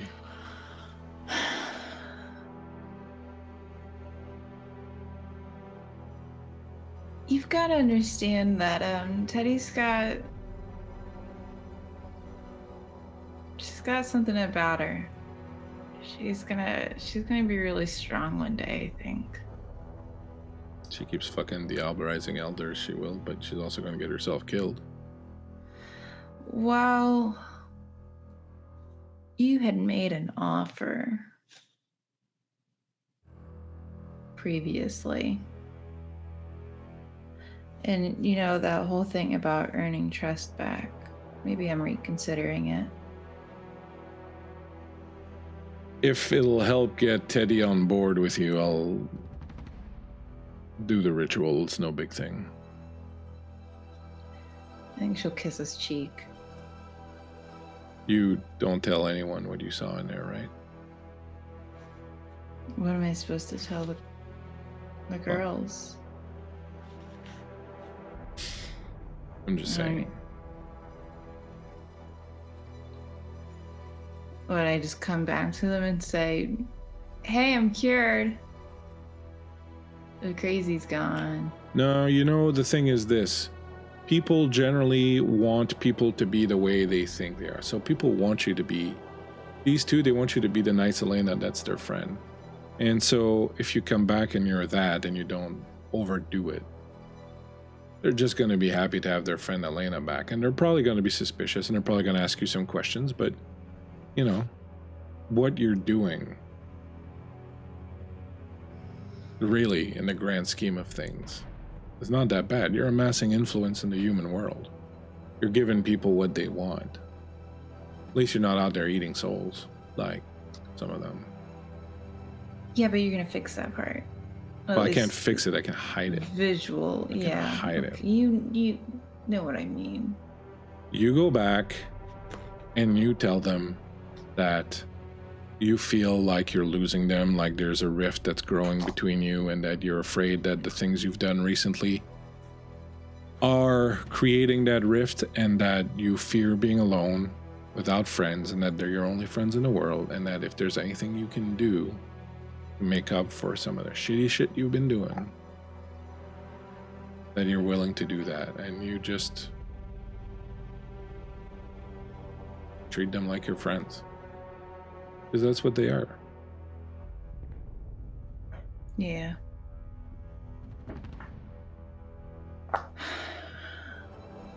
You want to try Cassie's place? Yeah. Yeah, she's probably home. How'd she afford that swank apartment anyways? I don't ask questions anymore. Yeah.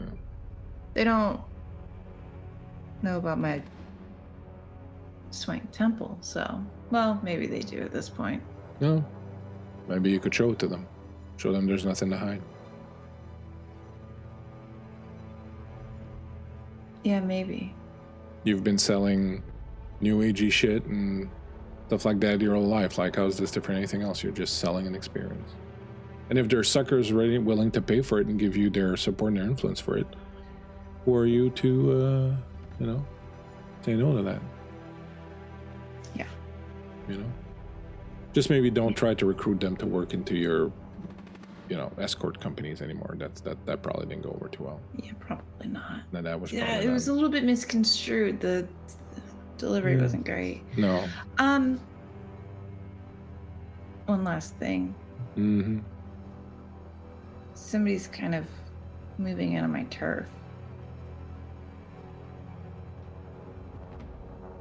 Blood bonding my people. There you go. Ask your friends for help. People like to be needed. Tell them that this person's doing terrible things. They're operating in ways you don't. They're the bad drug dealer. You're the good drug dealer. You don't sell to kids. they're moving on your territory and they're selling to kids. That's bad. Be vulnerable. Give them an opportunity to be there for you.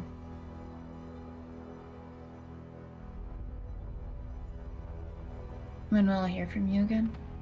How long will you be? Oh, not very long. I'll get in touch tomorrow. Just gotta clean this up and then report. Then see what kind of repercussions are gonna come from it, but should be minimal. She was a traitor to the clan. Loic wasn't even a Tremere, he was a La Sombra. She was building her own little coterie of followers. Hey, kind of like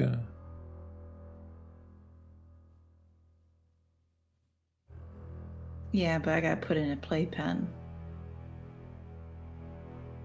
she had 1,000 years on you. You'll get there.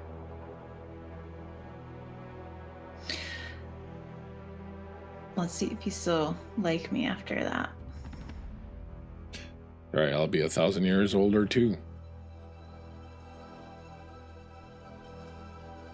I guess so. I think she like settles in next to him in the car and just kind of falls quiet and lets her head sort of just lean against his shoulder while he drives. He'll be quiet for a while. He's, as usual, has, you know, some punk rock playing on the tape, because that's the kind of guy who listens to punk rock in a BMW. The irony. The irony. He'll eventually pull up in front of or near Cassie's place. And as you go to step out of the car, he'll be like, just be a friend. Yeah, I don't know if I know how to do that anymore. You know, you are especially talented at finding what people want and what people need and giving it to them. Do that, just, you know, be subtle about it. Yeah. Yeah, I'll be subtle. Like a snake in the grass. Text me when you're done. I love you. I love you. I know. He rolls up the window. You'll watch him drive off. And she'll watch for a minute and then head inside the building. As you go to head inside the building, you hear a voice from the shadows that goes, that was touching. Oh, I look. You see someone you haven't seen in a while. The Nosferatu Sunshine. Lights a cigarette, his face appearing in the shadows. Hello, sunshine. I never get tired of hearing that. That's like the best part of my day. What can I do for you? I'm trying to reach your friend, Cassie, but she's not answering her phone. Now, I managed to track her new address to here, but I'm not exactly sure where she is. Could you point me, or are you going there? What's going on? I need to talk to her. About what? Some stuff she asked me about. Look, the only reason I'm here is because what we're showing is not that she's lost her phone, but that it's been destroyed, so I'm a little worried. All right, let's go. And I think that immediately she's like, oh, fuck, what's going on now? And we'll head inside the building with Sunshine. You head up. Inside the house, the apartment, the two of you have managed to calm down Prince. You are sitting around the living room trying to figure out what to do when there's a knock at the door. I look at Teddy. Were you expecting anyone? No, you? Maybe. I mean, you microwaved my phone, so I'm not really sure. Yeah, sorry about that. It's fine. I could probably get a new one. Maybe a beeper. Maybe wait on that until after all the Aegis stuff, you know? Yeah. Yeah. Cassie's gonna slowly creep up to her door and look through the peephole. Teddy's like behind her. You see Sunshine and Helena.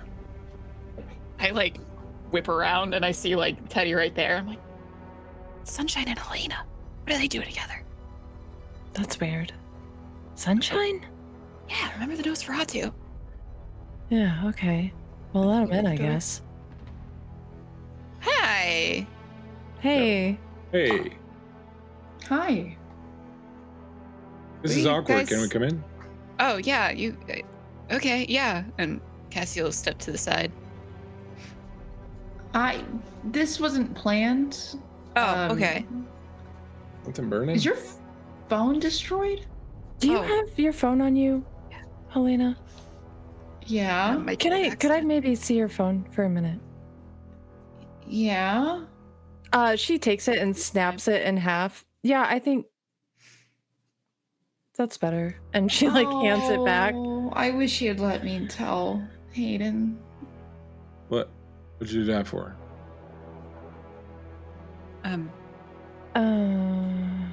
People watching? Yeah, people listening. Was that wiretapping? Is that what it's called? I think so. Oh, is that your problem? He's got a little fanny pack. He pulls it around. He opens it. He rummages through it, and then he pulls out what looks kind of like a little cell phone. But he opens it and opens up into like a little triangle, and he puts it on the table. And he pushes a few buttons, and you see a little light, little green light that kind of ding, ding, ding, and then it stops, and then it just glows green for a little bit. It's like, well, as long as that's here, it's gonna jam anyone trying to listen in on you. You could have just asked. I could have gotten you one of these. And it's like, Oh. dime a dozen. Do you have Hayden's number, Sunshine? Of course, I have everyone's numbers. Can you just let him know something? The she dropped her next cell one. phone and to- it split in half. All right, you guys are weird. He takes out his cell phone, snaps away really quickly a little text message, closes it. Ah, fuck.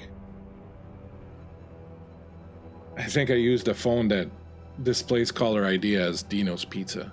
Oh, anyways, Oh, it's all right. It's okay. fine. That's okay.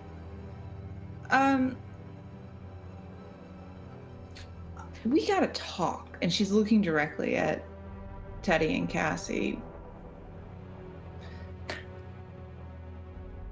Are you here for me, Sunshine? Yeah, I was trying to reach you about that phone call the other day, and it said your Oh. phone was destroyed. So Yeah, a microwave accident. Yep. it Accident. happens to everybody. Wouldn't be the first time. Teddy's holding up the jammer and like inspecting it from all sides while everyone's talking. Yeah, we've been having problems. Someone's been cracking into our system, so we carry those around now. Yeah, I heard. Do you want to talk for 2 seconds, Cassie, and then I can get out of your hair? Yeah, sure. You can. Is it weird if I tell you can come into my room? Nothing weird's gonna happen. Yeah. Cassie, I'm an Nosferatu. I know there hasn't been no action in that room for like, how long have you been here? So don't worry about it. A couple months. Yeah. You should really get like That a was pretty boyfriend or a rude. girlfriend or something. I'm fine. Hey, roll your own. Yeah, I mean, let's. there's a lot going on right now. I think that's. Anyway, come on. Yeah, Helena's got a boyfriend. They were being really cute outside, saying "I love you" and stuff. It was great. I think Teddy like looks to Helena. Did you film it? I just want it known that people are allowed to have feelings for each other. That is a totally normal experience as kindred. It's true. I'm poly myself. I have like 2 boyfriends and a girlfriend right now. And there's room for That's- everyone. Hey, Sunshine, I've got some really important things to talk to Cassie and Teddy about. Do you think that maybe you could just talk to Cassie and Yeah, I then can leave? expedite matters. Yeah, no problem. Come Yeah, on, Cassie. thank you. Let's Thank- go. Let's thank go to your you. bedroom. Yeah, no problem. Jesus fucking Christ. You go into the bedroom with Sunshine. He's like, yeah, you want to know about that kid? Yeah. Did you find anything out? Yeah, I managed to find something. Let me look in my notes from last game. It's a really weird thing for Sunshine to say. Yeah. Damn. Yeah.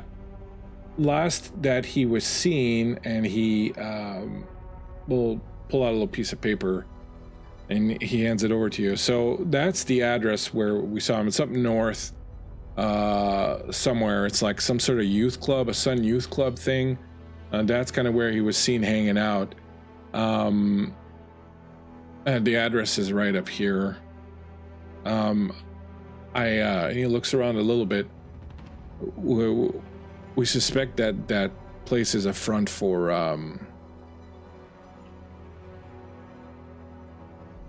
A cult, right?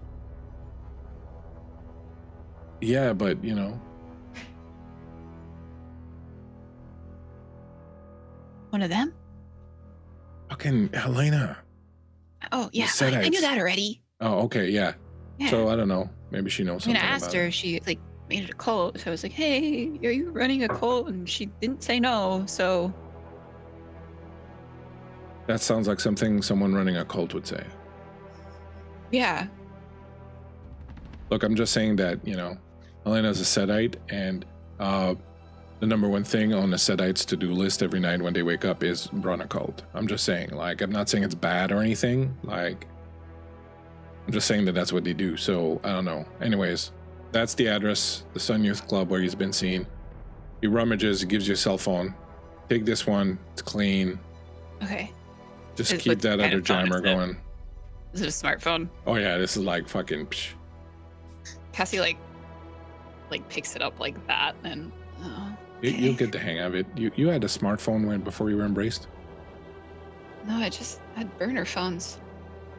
Sunshine, I was a drug addict. Oh. Well, and he takes the phone back and he rummages and he gives you another one. That one's more like. Oh, thank you. Does that make you more comfortable? Yeah, this one's better. More my speed. Yeah. Did you- Did you do did speed? you Yes. happen- What? Well, yeah, yeah, but that's neither here nor there. Did you get that message to Charlie Rojas?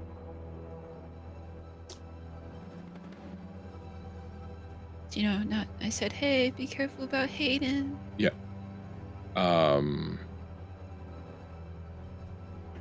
Yeah, no. Is that something that is that like a rush thing?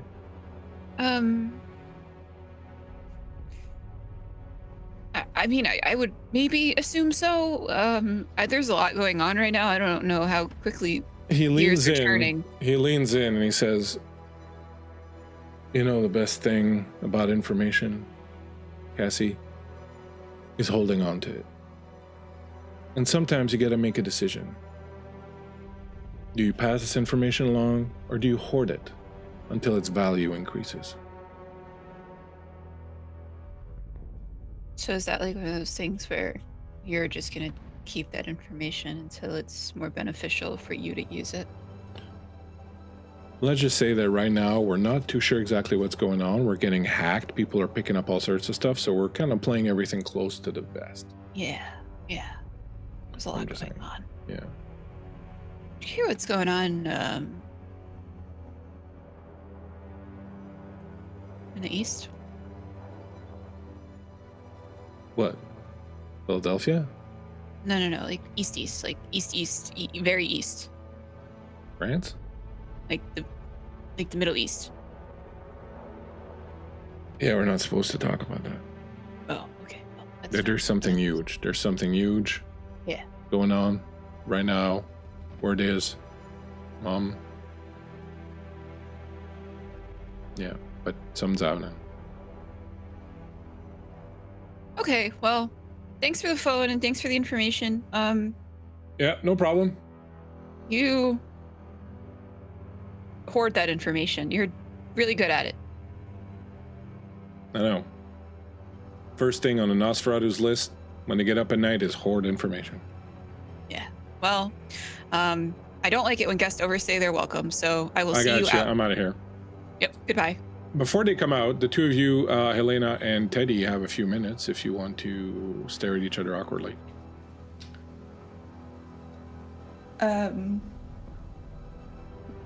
Helena knows about Nora being gone, correct? Being taken by Aegis. I haven't told her. Okay, then no, she doesn't.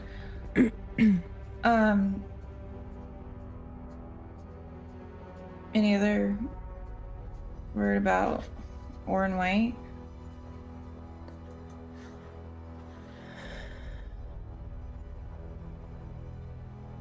Have we talked about any of that? We talked about getting into the party. Yeah, you did talk about that. Right. But that was like kind of early on before. That was before all of this.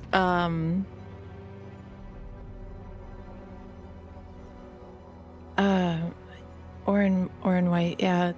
Did you ever find out how to get into your little party you wanted to get into so bad? Kind of a bust.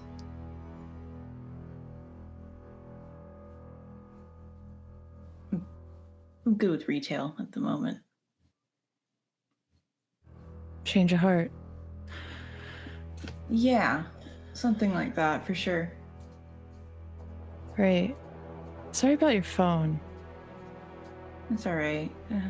I'm due for an upgrade on my plan anyway. Is everything okay with you? I mean, this feels really awkward. Maybe best to wait for Cassie. Yeah.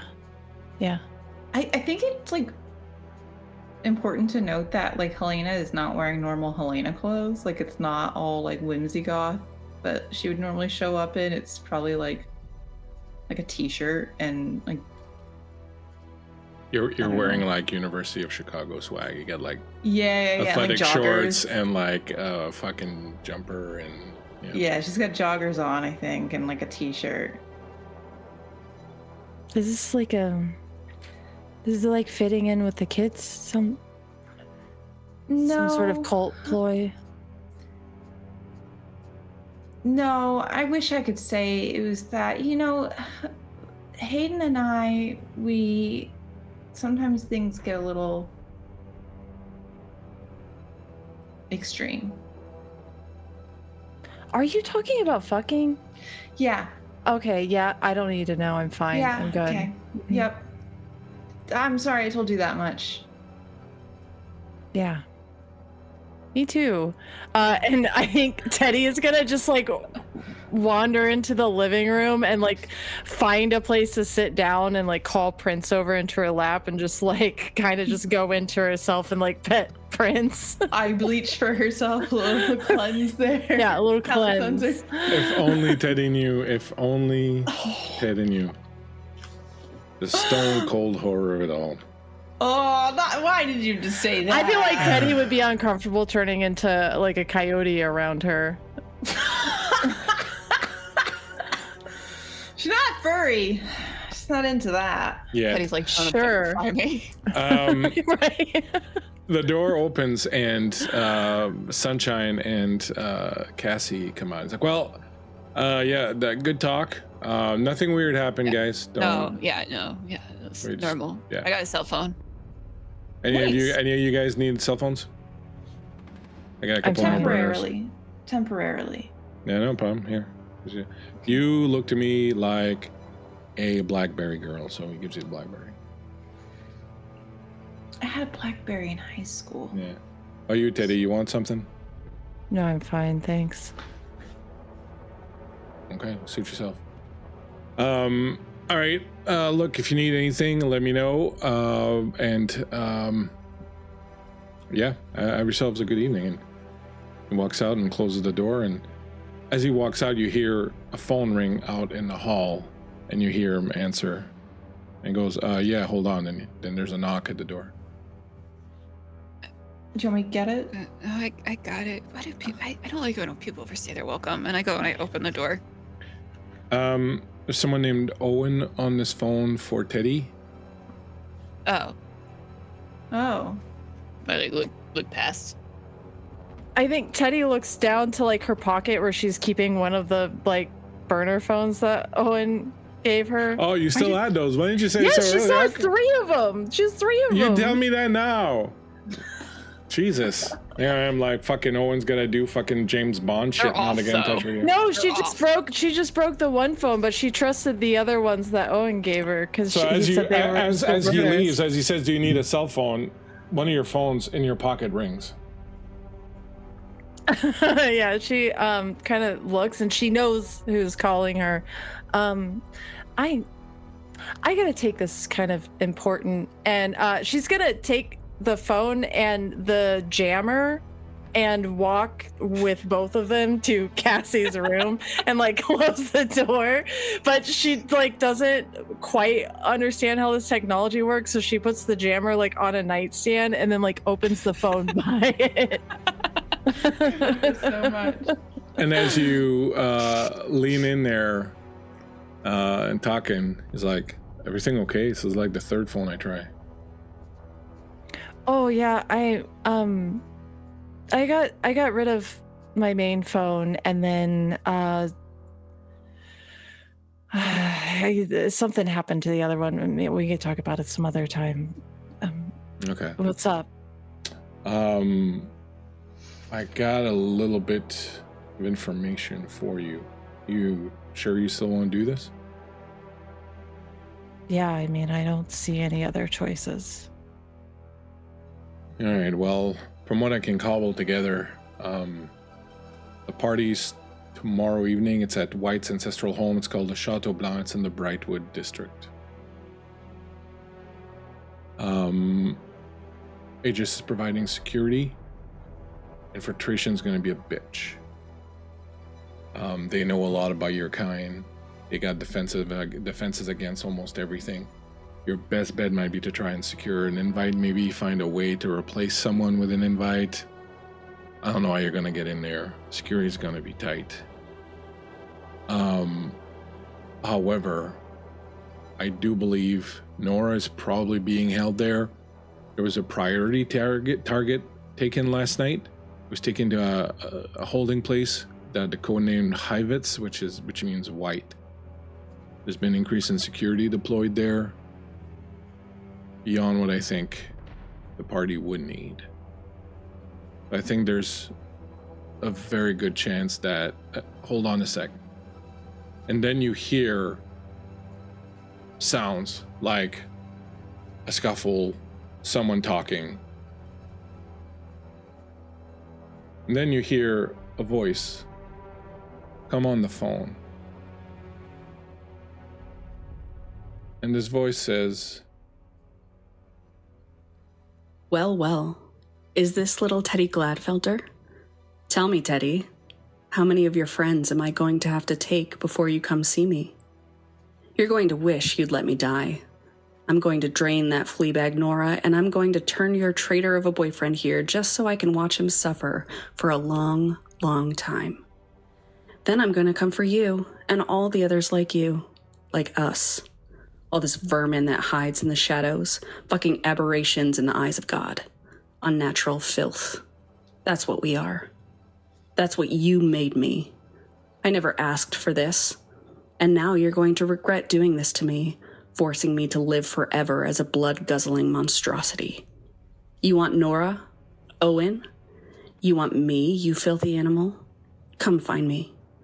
Around here, they call me Agent 7. You know why? Because I'm the 7th one of our filthy kind to come work for them. Ever wonder who the others are? Come find me. Well, well.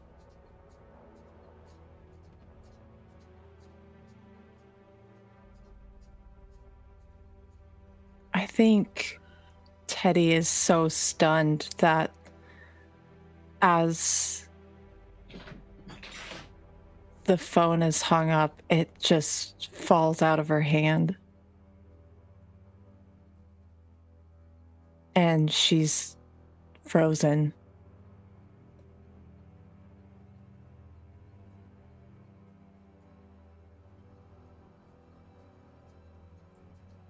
Would we hear the phone fall? I think you probably would. Teddy? And Cassie's gonna immediately start running to the room. I think Helena's following. Teddy, you good? What happened?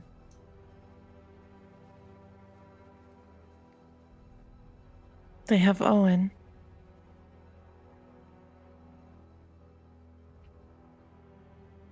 What do you want to do?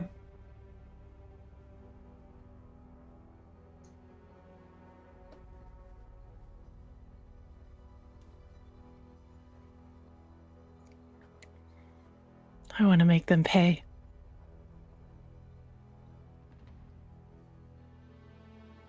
Yeah, we can make that happen. Yeah, we can. And her eyes are gonna drift over to Cassie. I think Cassie straightens up a bit. And she nods.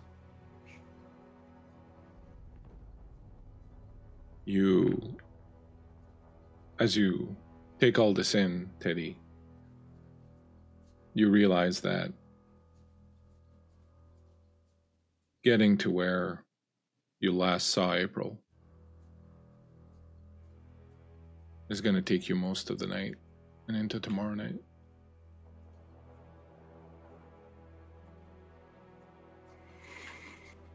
You're going to be somewhere out in the desert, several hours away from here tomorrow. If you want to go out there, you realize the party at Orin White's is tomorrow night.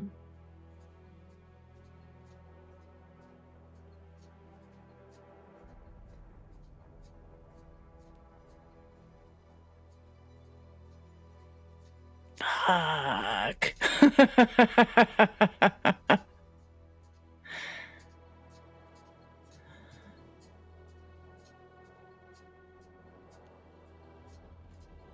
I think I need to be honest with you. It's both of you.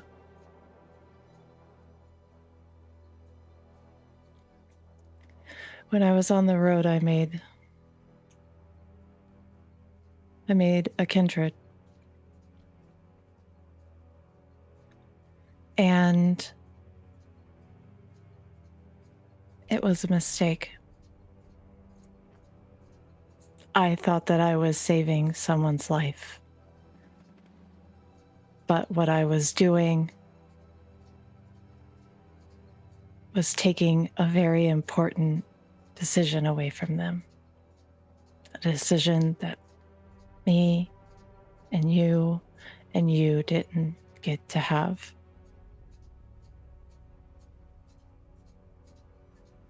And it went so wrong.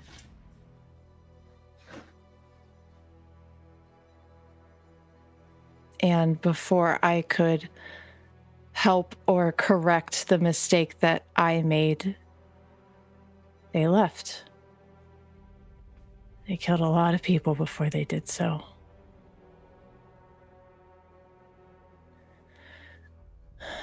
And apparently now Aegis found that mistake.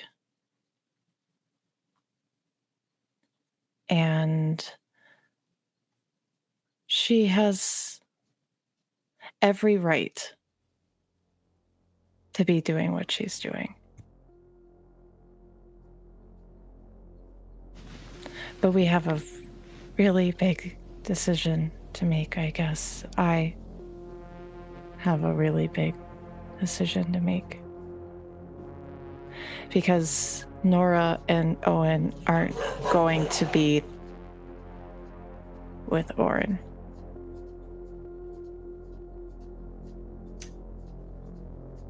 So just to be clear, Mm-hmm. in the message, Mm-hmm. she did intimate that she had them.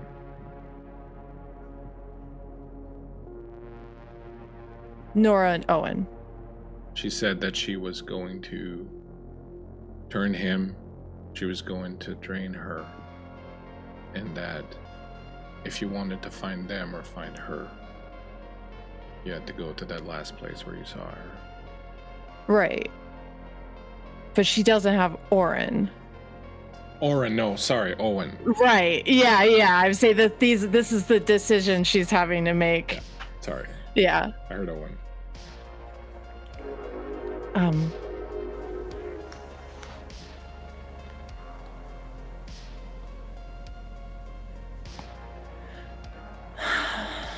Helena, I think we have some catching up to do.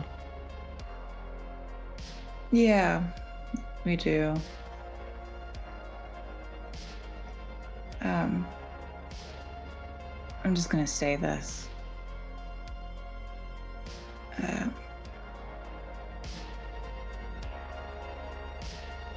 There's some things that I do, and you guys might not agree with what I'm doing. And maybe you do. I don't know. I haven't asked. And it's within the city. And it's gotten pretty big.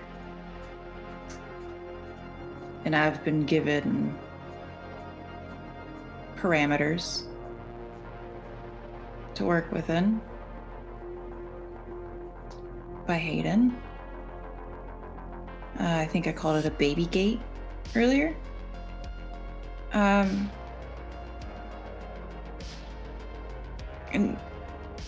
you don't have to be my friend if you don't want to be. But I don't have any other friends. And I would never hurt you. Either of you. But it's gotten to the point where I've gotten so big that now somebody is starting to step in my sun, if you will. I've got a little copycat trying to take some of my followers, spy on me. I don't know if this person is a threat.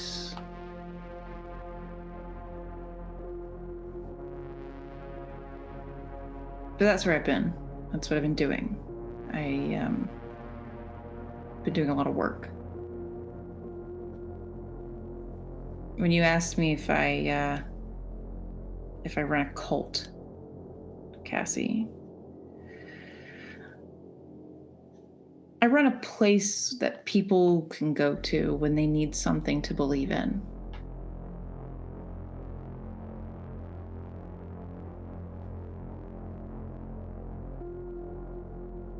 And Helena, that's a cult. You don't have to like it. It's up to you if you want to remain my friend, but I've Who are got these people that are coming to find something to believe in? Who are they? all sorts. What do they do? What do you have them do?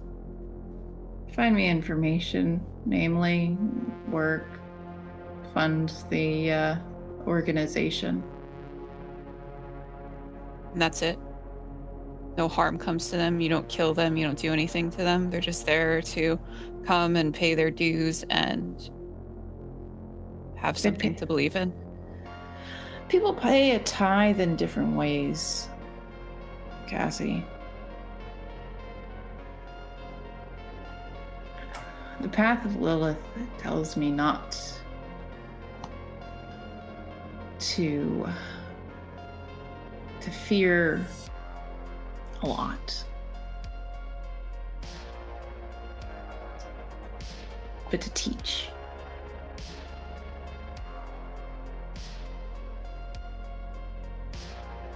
Set has called me to teach, and that's what I'm going to do.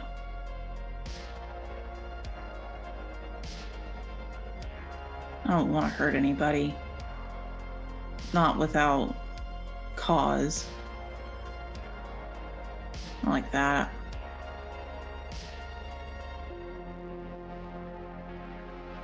I want to grow my numbers. I want to stay within Chicago and these fucking baby gates. I want to What happens when you get too big for your baby gates? What happens when you don't want to be confined by them anymore? I guess that becomes a question of what do the people around me lose if I get too big? What do I lose if I get too big? Sacrifices get made every day, Cassie. And right now, I am not in a position that I can lose either of you, and I can't lose Hayden.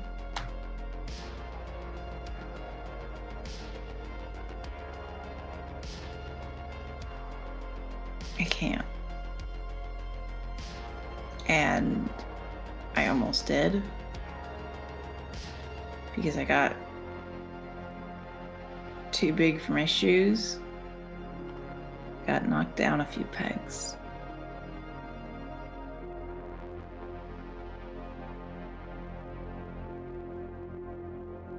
What do you want from me?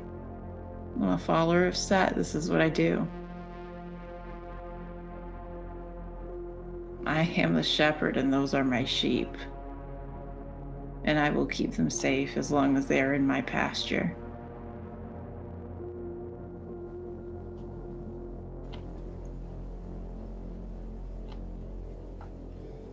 But now somebody's taking over my pasture. Chump change, though. I got some pretty fucked up shit to deal with, and if you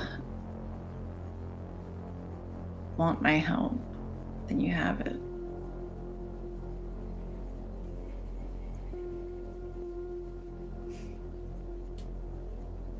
What do you want to do, Teddy?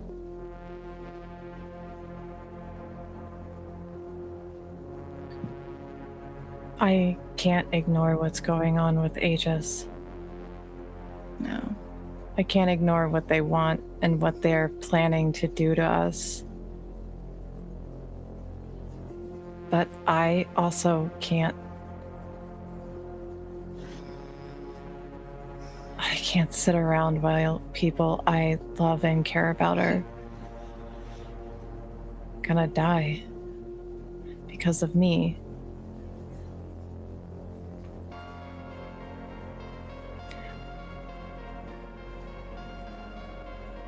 I can make a call. And do what?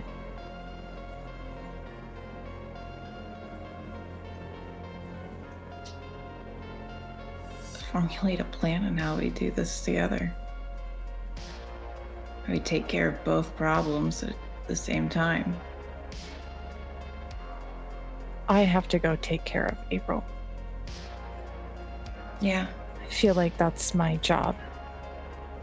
I can You go to do. the party. Yeah. Shouldn't be too much trouble. Regardless of how I get in, I can get in. Let me know what you can do, or what you need from me, what I can do for you. I think we should take Santiago up on his offer. The Cardinal. The Cardinal. He visited Cassie and I tonight. The Said Cardinal he could get us in. Of the Sabbat? That very one, yeah. Oh, fuck. And it's the same oh, fuck that she gave when she saw Charlotte Rojas eviscerated. What? Getting cold feet now? No, that's just gotta be a lot to explain.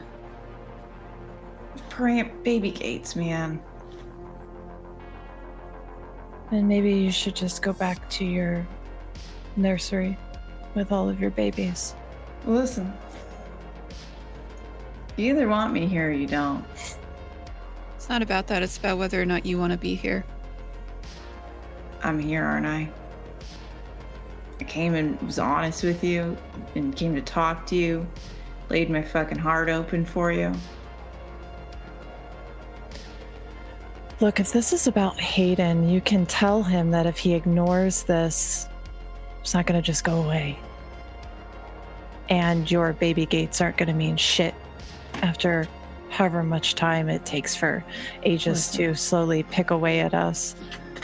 But as much as I don't like to admit it, the Cardinal brought up some good points. And while I don't necessarily care to do favors for Sabbat, I feel as though we're ultimately probably doing favor for ourselves in the long run. It's bigger than us. It's bigger than Chicago. It's bigger than your baby gates. It's something bad is about to happen. Something's bad is about to happen to all of us.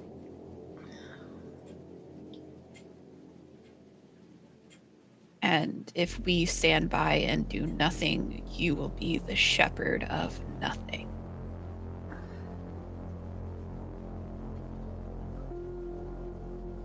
All right.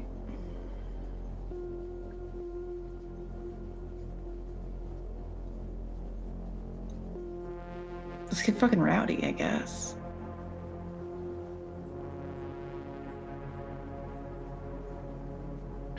And on that note, I think this is a great place to call it for tonight.